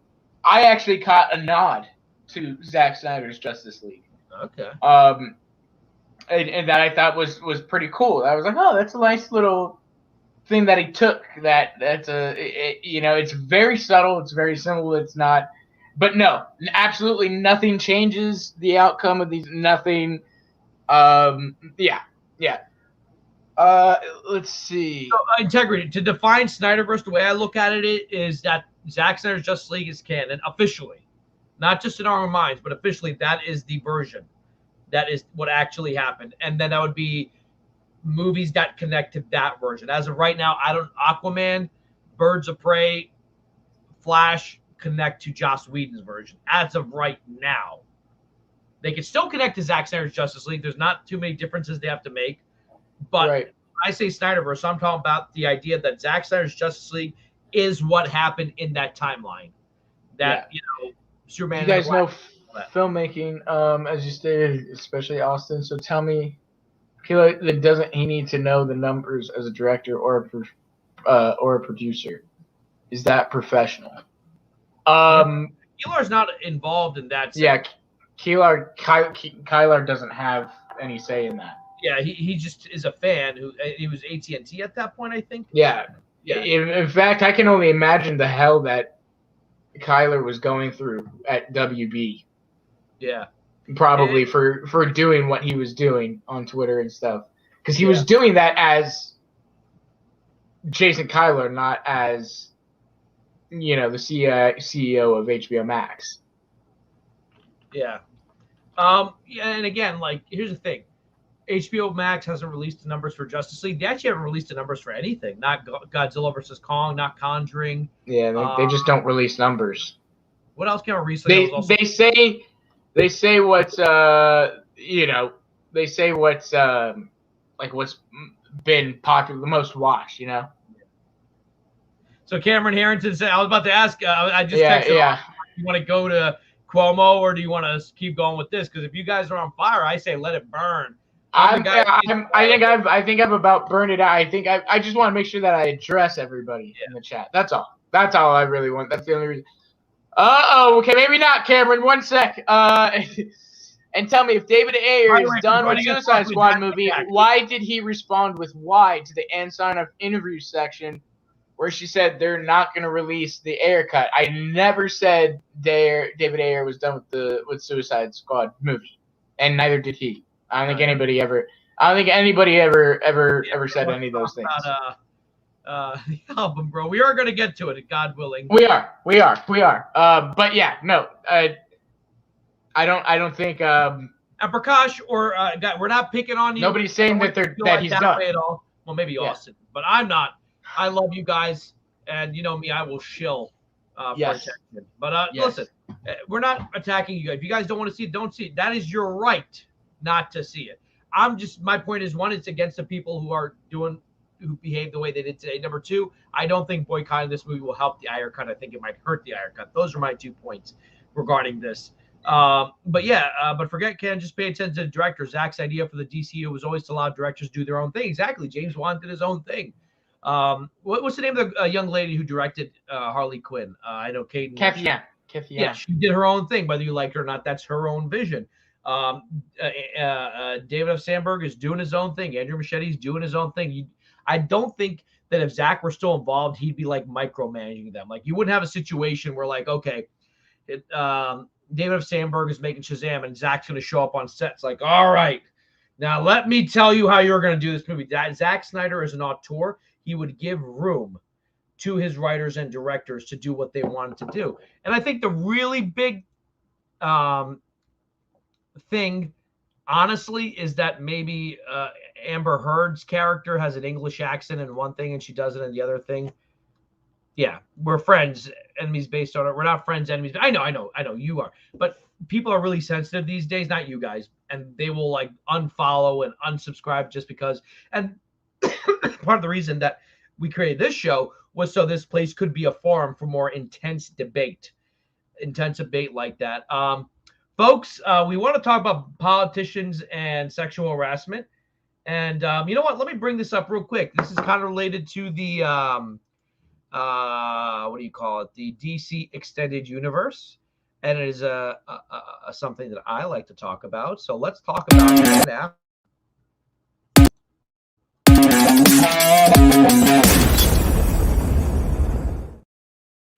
I think me and Caden both hit the transition. I didn't realize Caden was back. I think we were both hitting it at the same time and it's not playing.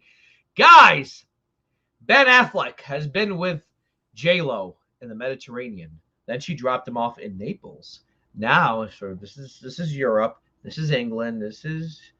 Here we got the Mediterranean. Then he's in Naples. And Ben Affleck has been spotted in Paris. And lo and behold, we now know that Ben Affleck, Batfleck, is going to be filming in September. Thoughts? Now that Caden's here. I don't know if Caden's joining us yet. But Ben Affleck, again, we're not getting the Snyderverse restored the way we wanted to. We have heard rumors about Henry Cavill that have not been shot down by Cavill's agent or by Warner Brothers or DC Films. Ben Affleck, we know his stunt double's been doing a lot of the stunt work, which is smart. Okay, he's busy doing the stunt work. Ben's busy doing Jenny from the Block. But he's getting in shape. He's going to be on set next month. Batfleck is back. Let's talk about that. Yes, let's talk about the incendiary. Well, I don't think it's that incendiary. We're not really that political, but we are going to talk about Andrew Cuomo and how, well, he probably got a slap on the wrist. But Ben Affleck, let me pull this stuff up. Here we go. All right, where's my Affleck stuff? I think I have it under Benifer, right? B for Benifer. Here we go. There we go. So he was on a European holiday with her, and these are the shots in the Mediterranean, right? And Ben Affleck has been spotted in Naples. I think he's going to stay in Europe, and he's going to eventually work his way up into the Flash. Now, do I think Ben Affleck will be killed or his Batman will be killed? I do not think that's where they're going. No, that's not happening. Yeah. I know a lot of people have suggested that, like, because Ben Affleck is a very good friend with Zack Snyder. And Ben Affleck is I don't think the other thing people forget is that Ben Affleck, when it was announced that he signed on, it was also, there was little snippets here and there. Like if you read the full article, and I think he did an interview, like comicbookmovie.com or comicbook.com did an interview with him, and he said, or the source said that Ben Affleck, when he got the script, and it was June, July, and August. In August, the Friday before Fandom, yeah, and then Monday that Tuesday it was announced. So, and that Friday before Fandom, he signed on. So Saturday, Sunday, and before he signed on, he and Chris Terrio and Christina Hodson rewrote some, implemented him. You said Chris Terrio? I believe Chris Terrio was also a part of it. I didn't know that. I like Chris Terrio. He did BVS and he did the Snyder. Yeah, that's the other thing that people have to realize is that, like, this is not just like it's not like, although Christina Hodson seems like their go-to writer right now, it's that Chris Terrio is still involved with some DC projects as well. And he's not, it's not like he's just going to leave DC because Zack left DC or because Nolan left DC or Warner Brothers. Although, like, I think Flash might be his last, DC movie with Warner Brothers, because, technically he is Ben Affleck's writer. Yeah. So he's the one that, so he's the one that helped. When they say Ben Affleck helped rewrite some parts of the Flash, they mean Chris Terrio also helped. So. And Chris Terrio came out, I want to say it was out earlier this year, and he had some choice words for Warner Brothers. He said, and also one of my movies that has been filmed as it was written, are Argo and the Snyder Cut. He doesn't even include BBS in that, and he doesn't include Rise of Skywalker. Like, he does not like the Rise of Skywalker. A lot of people say, the other thing is, like, people have realized is that if Batfleck is going to die in this movie, wouldn't they just get a stunt double to be killed off? Not Ben, and why would Ben Affleck rewrite the movie if to the point where he is going to be killed off in the movie? Yeah. Why would he kill himself in the movie? Why? What is the end goal? Yeah. And to address this, a lot of people are saying, well, because they brought Keaton back. I think Keaton they're bringing back because they're going to do a multiverse story where he does Batman Beyond. I think that's the end game. The reason why they bring back Keaton is because also is that there was, while Ben Affleck was a question mark, and also it was a multiverse movie. Yeah. Because the other thing is, like I said before, that Flash movie there's only been 3 scripts where it was really Flashpoint. Yeah. And like they had like some twists near the second, third act, but this movie is also, the first act seems like it's gonna be Flashpoint, and then it's like, because and then the reason why they brought Keaton is because also 1 is because multiverse, 2 Affleck was a question mark, 3 why the hell not get that nostalgic money? Yeah, that's when I heard Keaton was back. I literally grew up with that film. Yeah, I have the soundtrack, Spanish score. And that was like the first, like, even though like I was born when Bale was being Batman, I grew up like whenever I went to my mom grew up in Oklahoma. Whenever we went to Oklahoma for Christmas, we would always watch Batman '89 and Batman Returns during Christmas. And that's the Batman I grew up with, even though like I was like 20 years late, not 20 years late, but 18 years late or whatever. I still grew up with Keaton's Batman. Jaden, can I ask you a personal question, if you don't mind? If you don't want to answer it, how old are you? Because I know you're youngish. I'm 18. Okay, so youngin. He's young. Yeah. Okay.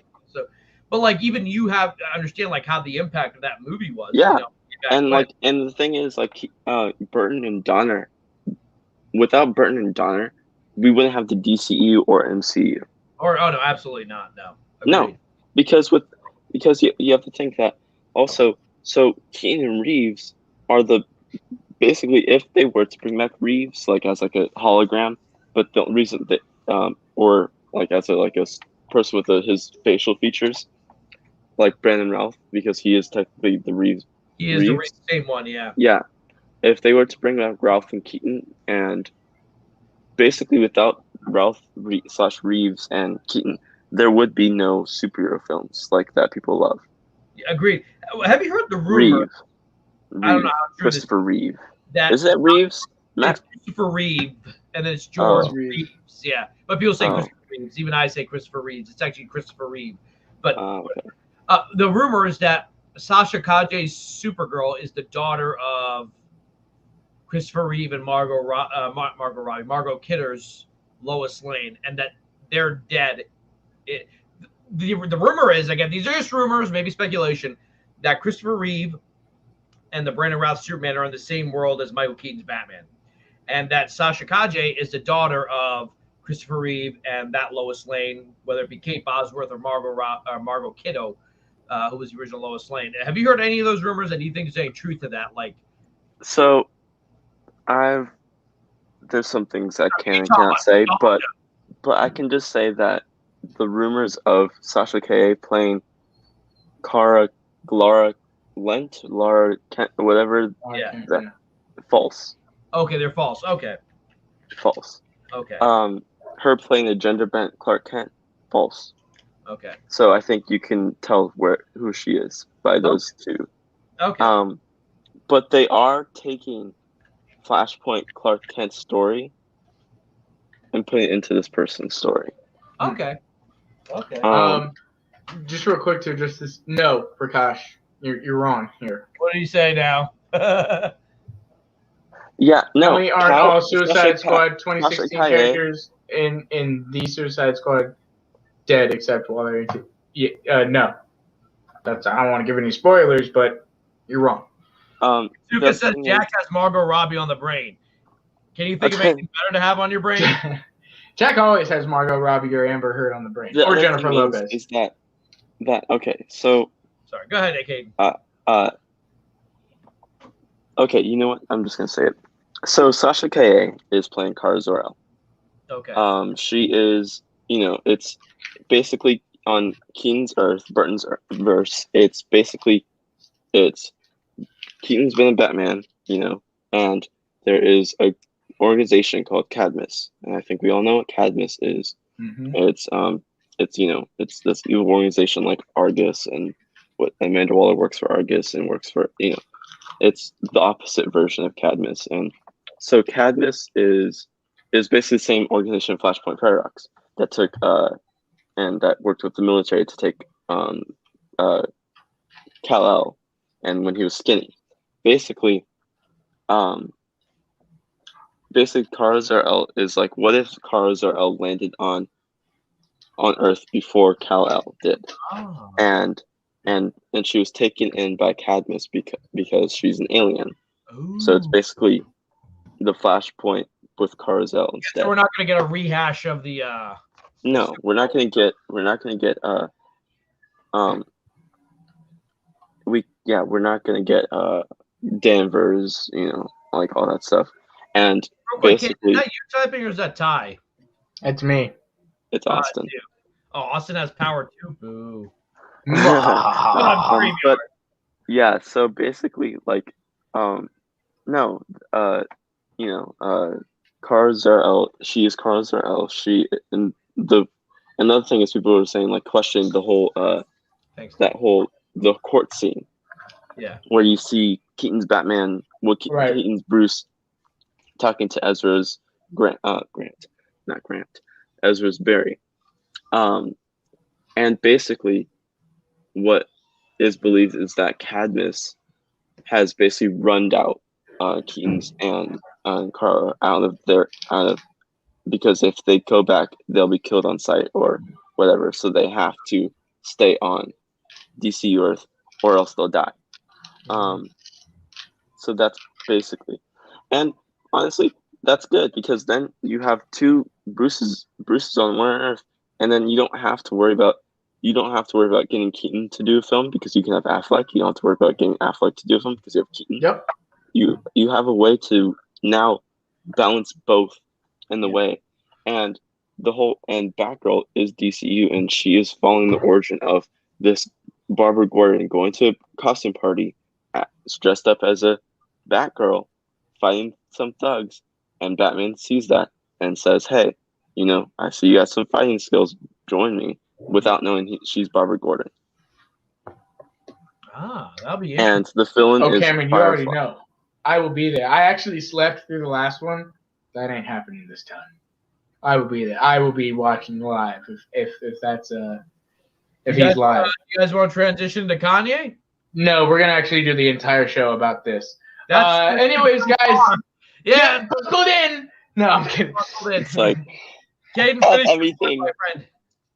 This is turning into what every week of the panel turned into. Yeah, it's always DC talk. Right. It's never Marvel talk anymore. Hardcore DC. Yes, we're not pop culture anymore. We're DC corner. Welcome to the new DC corner, guys. We talk everything DC. We hate MCU. We hate anything that's not DC. Let's talk some DC talk. What? No. Right. We're the pop culture corner for a reason. Yeah. So yeah, if you guys want to transition to Kanye, we can. Yeah. I mean, Jack's been dying to transition, dude, for like the last 30 minutes. We've been talking about DC for the last 2 hours. He's like, you weren't here. He's like, dude, I'm so done with this conversation. The thing is, we went from Ben Affleck to Ben Affleck returning as Batman to Keaton, and then to Sasha Calle. And look, if the audience is engaged, we'll keep going. Who's the new guy? The new guy, Integrity. That's our producer, Kaden. Yes. Who I could jump in time to time because I feel like it. And I feel like it. All right, guys. I like that. It's coming.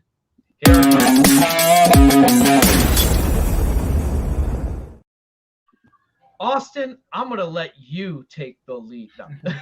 Donda, baby. Listen, he's gonna be doing something. He's got a new album coming out. Donda. It's named after his mom. Yeah. It's named after his mother, who passed away. Donda. So his last album was Jesus is King, which I bought and I loved. Jesus is King is a good album. Very good. Like, religious or not religious, it's a good album. Yeah. Yes, I am a religious person, and I loved Jesus is King. I thought it was phenomenal. I really did. I thought, and look, I think it was a challenge, right, to him. Can this guy make successful modern day gospel album? And he did. And he did it with Travis Scott and all these other people. And I think, okay, so my personal opinion, I think Kanye West is probably one of, if not the greatest musician of our time, or the greatest, one of the greatest producers, musicians of our time. Remember that when Kim Kardashian brought him to American Idol? When what? He went to American Idol like 2 or 3 years ago. I don't. No. Yeah. Hold on.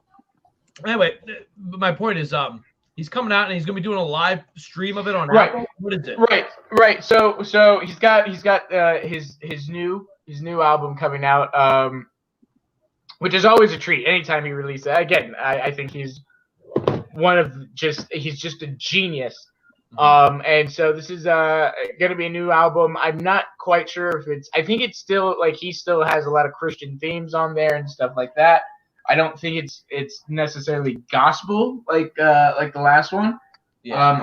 I could be wrong because I didn't listen to it. They already had a listening party a couple weeks ago, and then when Kanye was supposed to release the album a couple weeks ago, and then in famous Kanye fashion, of course, that album did not release at the time that he said it would, and he moved it to what's supposed to be tonight. But either way, I'm going to be watching the live stream, so I can hear whether it comes out tonight or not. I'll get to hear. Yeah. I'll get to hear it. But yeah, Cameron said we're going to be okay. Just got out of work. What's up, Adam? Good to see you. The Weeknd might be on the album. Chance the Rapper was in the building last night. I can tell you from the first live stream. I've been absorbing the Weeknd all year. I love the Weeknd. Weeknd's amazing. He's great too. But I can say that Jay-Z's on the album. Possible Watch the Throne return, that's super exciting because those two. I mean, that's another thing that the Watch the Throne albums are just for me. They're, oh man, yeah. I love Kanye. I'm super excited. I think Kanye West is just, he always releases something better than his last, and his last was always great. So it's just, for me, it's just a treat. Anytime Kanye does anything, from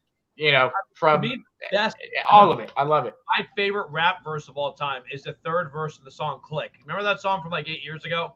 Mm-hmm. Oh my God, the way it flows. So I forgot who does the first verse. Jay-Z does the second verse, and then Kanye does the third verse. The dude is just. I mean, I think Yeezus might be one of the greatest rap albums ever put out by any rapper ever. Adam, yeah, we're gonna get to South Park. Don't worry. Yeah, Blood on the Leaves and dude, like. And then, of course, one of my all-time favorites is wow, I can't believe I'm trying to blink. Jesus Christ! Look at these guys. Wow, I have the lyrics in my head. I'm literally singing the lyrics in my head right now to figure out the name. Breakfast is Louis. Ate breakfast. Oh my God! Saw off of my whole movie. Bow and I arrives the un-American idols. I mean, no, he's got such a flow to him. And, like, you can hate his personality, like his personality, but the man is incredibly talented. And run away. Where you just don't know what he's going to do next. God. Like, he has that element of surprise. In an era where everything is predictable, he is someone who's incredibly unpredictable. And it's something that's fresh about that. Even if you don't like hip-hop music in general. Chance the Rapper, this will be a live concert performing with a full marching band. Where is he performing this? Mercedes-Benz Stadium. Okay. New Beats by Dre. Oh. Yep. There we go. This is gonna be a big album. This is. Oh yeah. 9. Let's see. Let's see. Kanye's a little too strange for me. I love it, man. They always say that these guys like real geniuses are a little bit of crazy. Have a little bit of crazy to them. But man, that guy is a real genius. If the creative isn't crazy, then what's up with that? Right. Yeah. I'm a huge still the most impressive was Pantera. Tons of legends. Still the most impressive band of all time was Pantera. Dun, dun, dun, dun, dun. Walk! Vulgar display of power. Great album. I love Integrity. See, he's a metal guy, I like metal guy, right? Pantera's great. Who's the name of I think the guitarist who died and got buried in a kiss coffin? I want to see Cameron. Cameron seems like he's a big Kanye fan. Cameron, let's see if you know. I'm a big fan of anything Kanye does with Justin Vernon. You know who that is? If you know who that is, Justin Vernon. Oh yeah, Justin Vernon. Yeah, dude, I heard. Oh yeah, Justin Vernon as he types in that. No, that's me typing. Justin Vernon. Oh, okay. I was like, dude, that was so funny. At first, I thought he said Justin Verlander. I'm like, the pitcher. It's a dork. Yandi. So what time is it coming on? I guess around. It's probably gonna be around 6 Pacific Standard. So that would be. Cameron got it. Yeah, I'm lost in the world. And ready. Oh, he got it. That's right. Yeah. Justin Vernon also goes we are canceling this show because Austin thinks he can sing. We're gonna now focus on Austin singing. Jack, I'm gonna pull you out stream, and I'm gonna pull myself out of the stream where Austin can rap and sing. All right, here we go. I'm lost in the world. Gone out of my mind. All right, that's enough. You know what? I wanted to do Bonnie Bear. Yeah, Bonnie. That's what I was about to say before. And Ty made me take it down. He said we're gonna get in trouble for the hustlers, killers, murders, and drug dealers. Even Dude. Jesus walks with them. I was like, yeah. Always find something wrong. Oh yeah, we're just gonna. It's gonna be like, you can't talk about that. What hustlers? No, you can't talk about Jesus. That's what we really can't. We'll get get demonetized, man. We need the money. Hey, Integrity. I got to see Dio like 2 years before he died with Black Sabbath. Sorry. But yes, so guys, I'm a big Kanye fan. I will be watching it. I'll be keeping you guys updated. I look forward to it. I can't wait. Wait, can we stream it on Twitch? Like, can we, like as Is it gonna be on YouTube? Possibly. Like, because it's Apple TV, right? Oh shoot, yeah. I think Ty has Apple TV. I had Apple TV. I never used it once.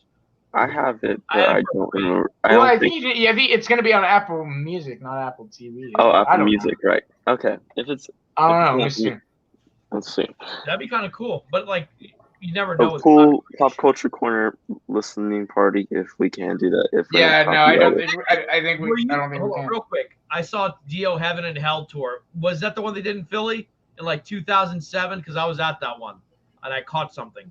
But that was a great concert. Megadeth opened for them. Sorry. Jody would die. Oh, I'd love to have Jody on. Yeah, let's get Jody on. Wait, where is Jody? Jody's Corner versus the Pop Culture Corner. There he is. New Kanye West. Speaking of this, new Kanye West Dr. Dre song "Glory" premieres in the new Beats ad. What did I catch? I don't know what it was, but I couldn't speak for 3 days. I think I caught some kind of like respiratory thing. We were in the pit. We were headbanging. My neck was sore for like 3 days after that. Like just. Jody and Andy Signor versus the Pop Culture Corner. Yeah, so you'll be able to. The stream will be on Apple Music. Apple Music, okay. And how long? In an hour? I think around let's see, 6 p.m. Pacific, which would be 9 o'clock Eastern. So. Oh, 3 hours. Actually, I'm going to on Apple Music right now.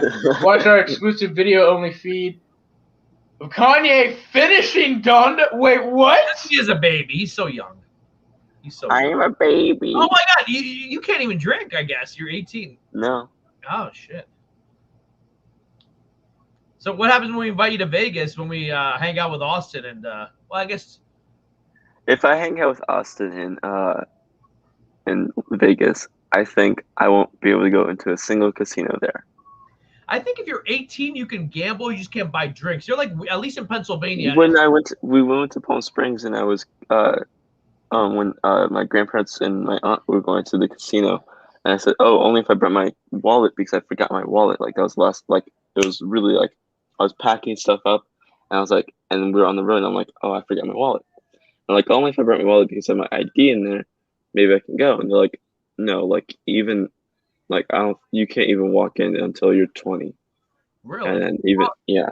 Where's Palm Springs? What state is that? Canada or California? Yeah. So Nevada, I think, is much more lax about that. I think you can gamble, but like here in Atlantic City, you can gamble at 18. You can't drink. Yeah. So there's literally a live video feed on Apple Music right now of Kanye finishing the album. It's muted on purpose.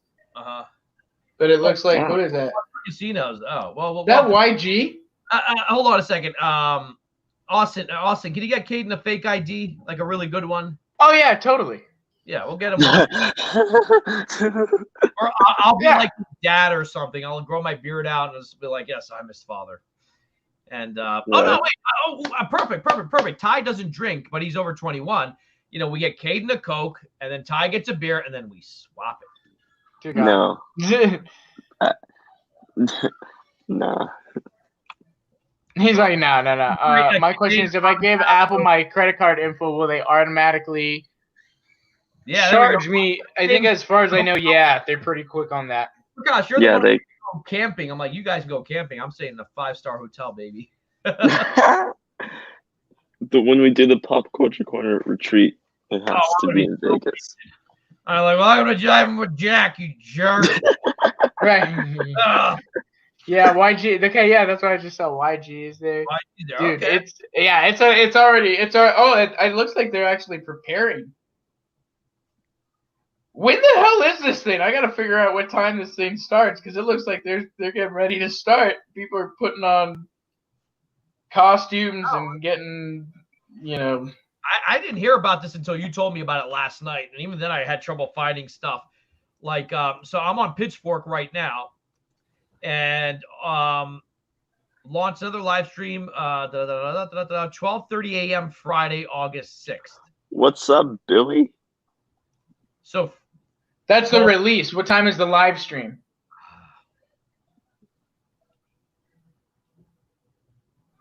Yeah, I see them. I see the link, but I don't see when Kanye is going live. I think it might be one of those things they just go whenever. Like 8 p.m. Eastern Standard, so 5 o'clock, 2 hours, 2.5 hours. But hopefully we'll be done by then. Yep. Nope, we'll still be here. Here. Yeah, we're gonna keep on talking about how DC and Marvel suck and Star Wars is the best. Right. Yeah. Where are we going to make it? Robert, we should do a retreat, man. Like run out of place. We should. We'll get a lot of girls and guys and everything in between. Just have Pop fun. Culture Corner retreat. The PCCR. Could we do something like that? Like book a hotel, like floor or whatever, and figure out some deal. Like, hey, come out to Vegas for like a weekend, and we'll just just have a ridiculous time. Yeah. Caden could be the designated driver. Do it every day. Rent a car, dude. You know how much money would save? We rent a car. I'll rent a car. I'll get the credit card. I'll rent a car, and then Caden will be the driver. We know he won't be crunked, so like he can just come and just walk with us. Yeah. Once I get my driver's license. You know how much? I don't know how much an Uber would cost on the strip. So like we, they're expensive. California has different rules. Like in Pennsylvania, it's 16. You can start driving. Okay. Yeah, they're expensive. I can get my driver's license. It's just that like 2 years ago, like before the pandemic, and like when I was taking the bus everywhere, I didn't have like the feel to drive.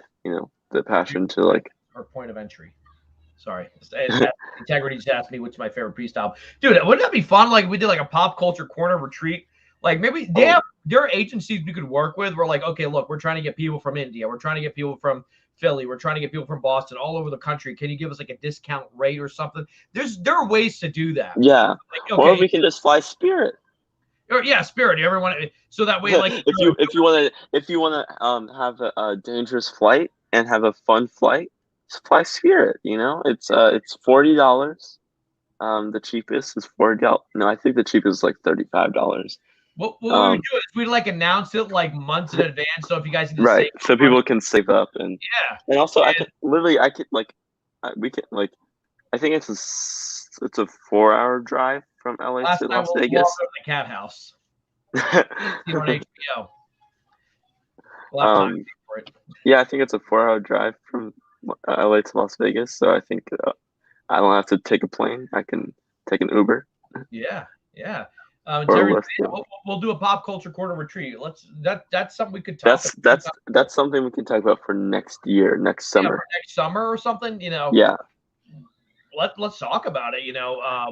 I'd like Prakash to be there. I'd like everyone to be there. And that'll be fun. Like it'll be a nice, fun thing to be like, hey, like COVID's done. I've been told, like I always thought Vegas is really expensive. They're like, well, there's two Vegases. There's like the rich, glitzy stuff where like food is expensive, and then there's a part of Vegas where you can get food dirt cheap and get alcohol dirt cheap. I didn't know that Vegas had roller coasters until like recently.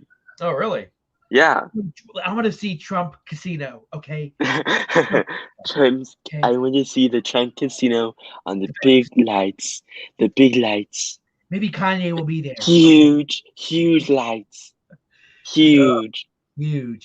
Oh, man. I love how this Thursday and last Thursday's show have just been whatever, and people still tune in to watch. Yeah. We've been going on for 2 hours, and we only been talking about DC, Bennifer, and Kanye. Yeah. And Bennifer turned into DC, and DC turned into Kanye. So. All right. Well, let's turn Kanye into Cage. South Park.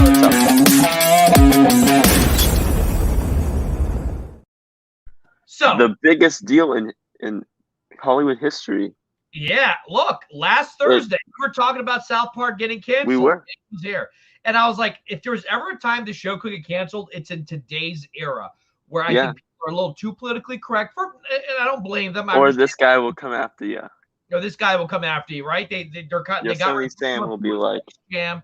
cha.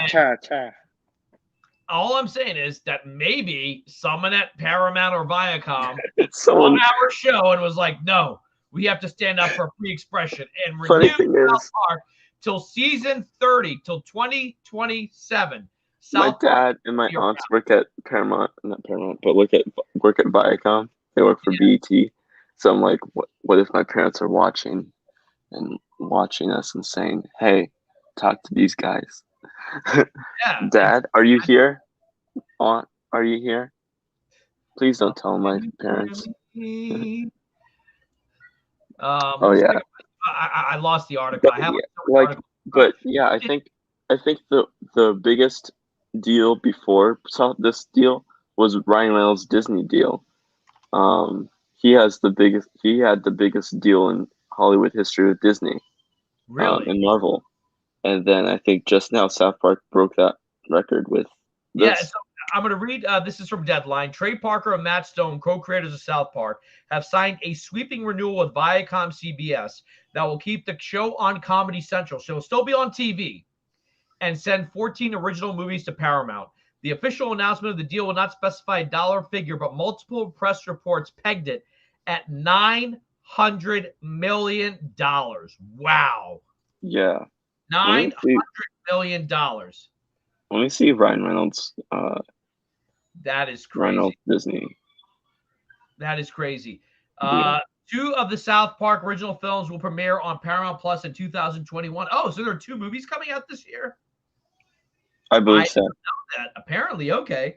Yeah, because the first one they did was theatrical back in like 97, 98 when the show first started. It was like, so, and that first movie is like old South Park where Cartman's not quite Cartman yet. Butters isn't really in the main picture.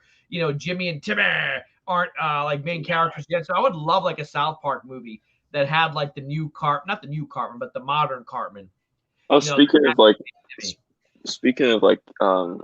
shows that like have come back and stuff. The recent iCarly episode, oh my god, that was so adult. It was so mature. Like, they literally had basically this past episode was basically Carly and her new friend that was played by Lancey Mosley, Harper, are playing a girls trip and with their college friend, and their college friend couldn't go, and then Harper's cousin that's been disappeared for 4 years, that was kidnapped by pirates, comes back, and so she's busy. So Carly and Freddie has been on multiple girls trips because he's been divorced twice. Oh, wow. And he says, "Oh, I can go," and basically, so it's because the thing was like they got this nice hotel room, and then Freddie's like, "Okay, I'll go," and they get to the hotel. It's like this like honeymoon suite. Where there's like a drawer full of chocolates, and they go to the bed, and Freddie's like, oh, I'm not going to the bed because I know it's gonna be comfortable. Carly presses a button, and it's like plays this song. It says, it's like talks about sex, and it's like, and they're in the bed, like in this comfortable bed, and then if you just close your eyes, it's like it's so adult. And it's like, you know what? I don't know if that's why I like that they're going more. You like that because I saw Fuller House, and Fuller House by no stretch of the imagination was a great show, but it still kept the tone of Fuller. Right. House. It did. And that, I like that, but at the same time, it felt like a 80s and 90s and early 2000s family were living in this day and age. It was like basically like the Brady Bunch movie. It felt like that, like as a series. But then the iCarly, it fully is what it meant to be, where it is this 10 years later, not 10 years, but 5 years later, mature iCarly who's come back from college and comes back from, not having good, and wants to be back into the iCarly .com YouTube videos and stuff. But yeah, but that's, and I think it's Mr. Mosby is like one of the showrunners. Oh, really? Mr. Mosby from Sweet Life. Yeah, he's one of the showrunners or writers and directors and executive producers on the show, and he directed the pilot, and I think I think they did very well with this revival, and also it's. Speaking of revivals, did you ever? I didn't watch it when it was on. I watched it later in college. Did you ever, when it was already off the air for like 10 years? Did you ever watch Frasier? No. I thought it was. I'm glad it's a show I didn't watch because I wouldn't have liked it as a kid. But as an adult, no, it's a really good show. And they're bringing it back, but they're going to be changing a lot of things. And I don't know if it's going to work because I don't know if they're not going to have. There's like, and like recently it was weird because like Criminal Minds got canceled and then they greenlit a revival for it like right away. It was weird, and like recently, like I think like 2 weeks ago, they said they're pausing the revival for now because they feel like it's too early to do it. I'm like, yeah, it's too early because you just canceled it last year, and like it's gonna be 2 seasons, a limited 2 seasons, or something like that. So it's not really a revival; it's more of like a continuation. Yeah, I mean, it's like if so it's only 2 murder mysteries. Like I would consider like if they brought Daredevil back a continuation because it's been 2 years. Yeah, years. It's been it would be I think it would be continuation. So technically season 4 or season 4. And the other thing about season 4 is what people are expecting it to be Bullseye. Is that the creators of the show, the showrunners of the show, said that season 4 isn't Bullseye. It's a villain from season 2 coming. It's a villain's son or daughter from season 2, I believe, coming back. Wait, I haven't heard about this at all. Are they going to do a season of Daredevil? Well, that's what they're planning. That's what they were planning. Okay. So it was like the owl or the falcon. It was like. Oh yeah, Owlsley mentions he has a son. Yeah. Yeah, and that son will be the villain of season 4, and then they'll set up Bullseye to be the villain for season 5, and. Was Elektra ever going to come back? I mean, damn. Elektra was supposed to come back near the end of season 4. Oh my god! But I think they were playing her own spinoff as well. Yeah, I mean, she looked like she was ripped right from the comics. Yeah, she was, and I think they did something though. They said that she grew up in France. I was like, I thought she was always Greek, and I think they said their parents were Greek, but she was adopted, but she was French, and I was like, oh. It's Elektra is one of those characters where it's like there's no definitive 3 origins for her, but then those 3 origins are very similar, where it can be very confusing on which one's like the real origin for her. Because they like you said, like sometimes they change it from her being born to Chinese immigrants that were in France. Then there was her dad is Chinese and her mother is Italian. It's like one of the parents or both of the parents are Chinese immigrants, and then in some European country. Frankie Miller's, like when he first introduced Elektra, he went out of the way to mention how Greek she was. Like he was like, she's Greek. Like, she's Greek and she's Greek and Asian. Yeah. And then Jeff Loeb, being the racist bitch he is, decided to create the Hand be led by a white woman when the Hand isn't led by a white woman at all. Who was the leader of the Hand? Oh yeah, I guess it was It was the girl from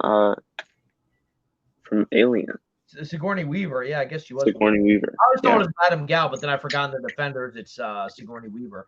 And then Madame Gal was supposed to be like an alien or something. I don't know. They were much farther away from here. Jeff messed up on a lot of things. That's why the Defenders show didn't do well. Yeah. And that's why Iron Fist wasn't written very well as well. Listen, I don't know where the hell Austin went. He went dark. I do want to touch on Andrew Cuomo. Are you okay talking about that? I don't know much about the Andrew Cuomo thing. Okay, so I can do a bit of a recap. Or I could, maybe we could save for Tuesday because this ain't going away anytime soon. What do you think? No, it's things with politicians never go away. Yeah. They never go away. Let me tell you something. Like Austin. Let me tell you something. But no, if you guys want to save it, I know the chat's kind of slowed down a bit. Yeah, it slowed down. Yeah, it's up to you guys. I was talking to Caden. Like, this is something we could go on for another 25 minutes about if we actually wanted to get into it. Cuomo. Yeah. You know what? I'll read up on the Andrew Cuomo. Yeah, and let's save it. Yeah, let's save it Tuesday, because I don't want to. Because I think even if those of you are watching me, because a lot of people do watch the show afterwards. It's a topic worth learning about. Politicians and the Me Too movement, and I know politicians are dirty people. All of them. I agree. We'll just leave it with it. I agree. Integrity. Integrity. Come back on Tuesday. Me and Caden will give you our thoughts on Suicide Squad and Cuomo. Are we gonna do? We'll probably do. I will give spoiler thoughts because we can give spoiler thoughts too. Yeah, we can do that. Yeah, I think. And we'll get to Andrew Cuomo because I actually do have to go. We'll talk about Andrew Cuomo. Without a doubt. And again, folks, it's not going to be like we're taking political sides. We're going to talk about what's happening and why was it that we'll talk about the facts. It's going to be about the facts. Yeah, it's about the facts. And if you guys want to start a fire, I'll throw some dynamite in there and blow it up. All right, guys. All right, Caden, get your trigger ready. All right, guys. I want to thank you guys for joining us today. I also want to give a shout out to Charlie from Raging Entertainment, my buddy Tim Storino for helping me out last weekend. I want to thank Caden for producing and being in the show. I want to thank always my co-host, the man with the $1 billion voice. I also want to thank TY for creating the show and being a producer and editing and doing all this work. It's all him. We appreciate it. Those of you watching, thank you so much for watching. Make sure to like, share, and subscribe. I think tomorrow we're going to have Enosh. No. Enosh is the Thursday. Darn. Ty put up a thing that something's happening on Friday. So tomorrow is trivia night. Trivia night. Enosh will be with us on Jivin with Jack on Tuesday, August 17th. Okay, that I knew. What am I looking at over here? Hold on. I just want to make sure we Poindexter Lounge joins the Pop Culture Corner, and it's set for tomorrow. Okay, so then maybe tomorrow. And also, don't forget. It's not for Saturday. I'm sorry, it's Saturday. So I think he might be doing the podcast with us on Saturday. Right. Also, don't forget to watch our Bright 2 exclusive. We worked really hard on getting that, and please share that around because it's really cool. It's our exclusive, guys. It's our exclusive, and are really happy that I was able to get that for us. Guys, make sure and check out all the videos on the channel. Check out Lindsay Carr's interview. He talks about Ray Fisher. He talks about his life. He talks about everything that's going on. You can also watch Tucky Williams. You can watch. We have a Venom reaction trailer. You should definitely check out. Venom reaction. We have Sil Abdul's interview. Yes. We have a lot of things on our channel that needs a little extra boost. Need some love. Need a little extra love. Especially that Bright 2 exclusive. Yeah. So go check out those videos, and we'll see you on the flip side. See you on the flip side, and please, you can become a member for as low as $2.99 a month. That's nothing. Right. $3. You can't even get 3 things from McDonald's at that price. All right. Make sure you follow it. We have merchandise. We have a new Snyder shirt, so check out our merchandise store. All proceeds going to breast cancer awareness and AFSP. Yep. So, guys, buy yourself a Zack Snyder V-neck. In Snyder, we trust. # restore the Snyderverse. I think Integrity would definitely be interested in that one. Yeah, but we're still supporting the Snyderverse, folks. Don't get the impression. Yes. We're still here. We want it, and I already know what I'm going to do once it's restored, what the opening skit will be. Guys, thank you so much. My thanks to everyone joining us today. Remember, we do it for you. We do it for you, and we do it for the culture.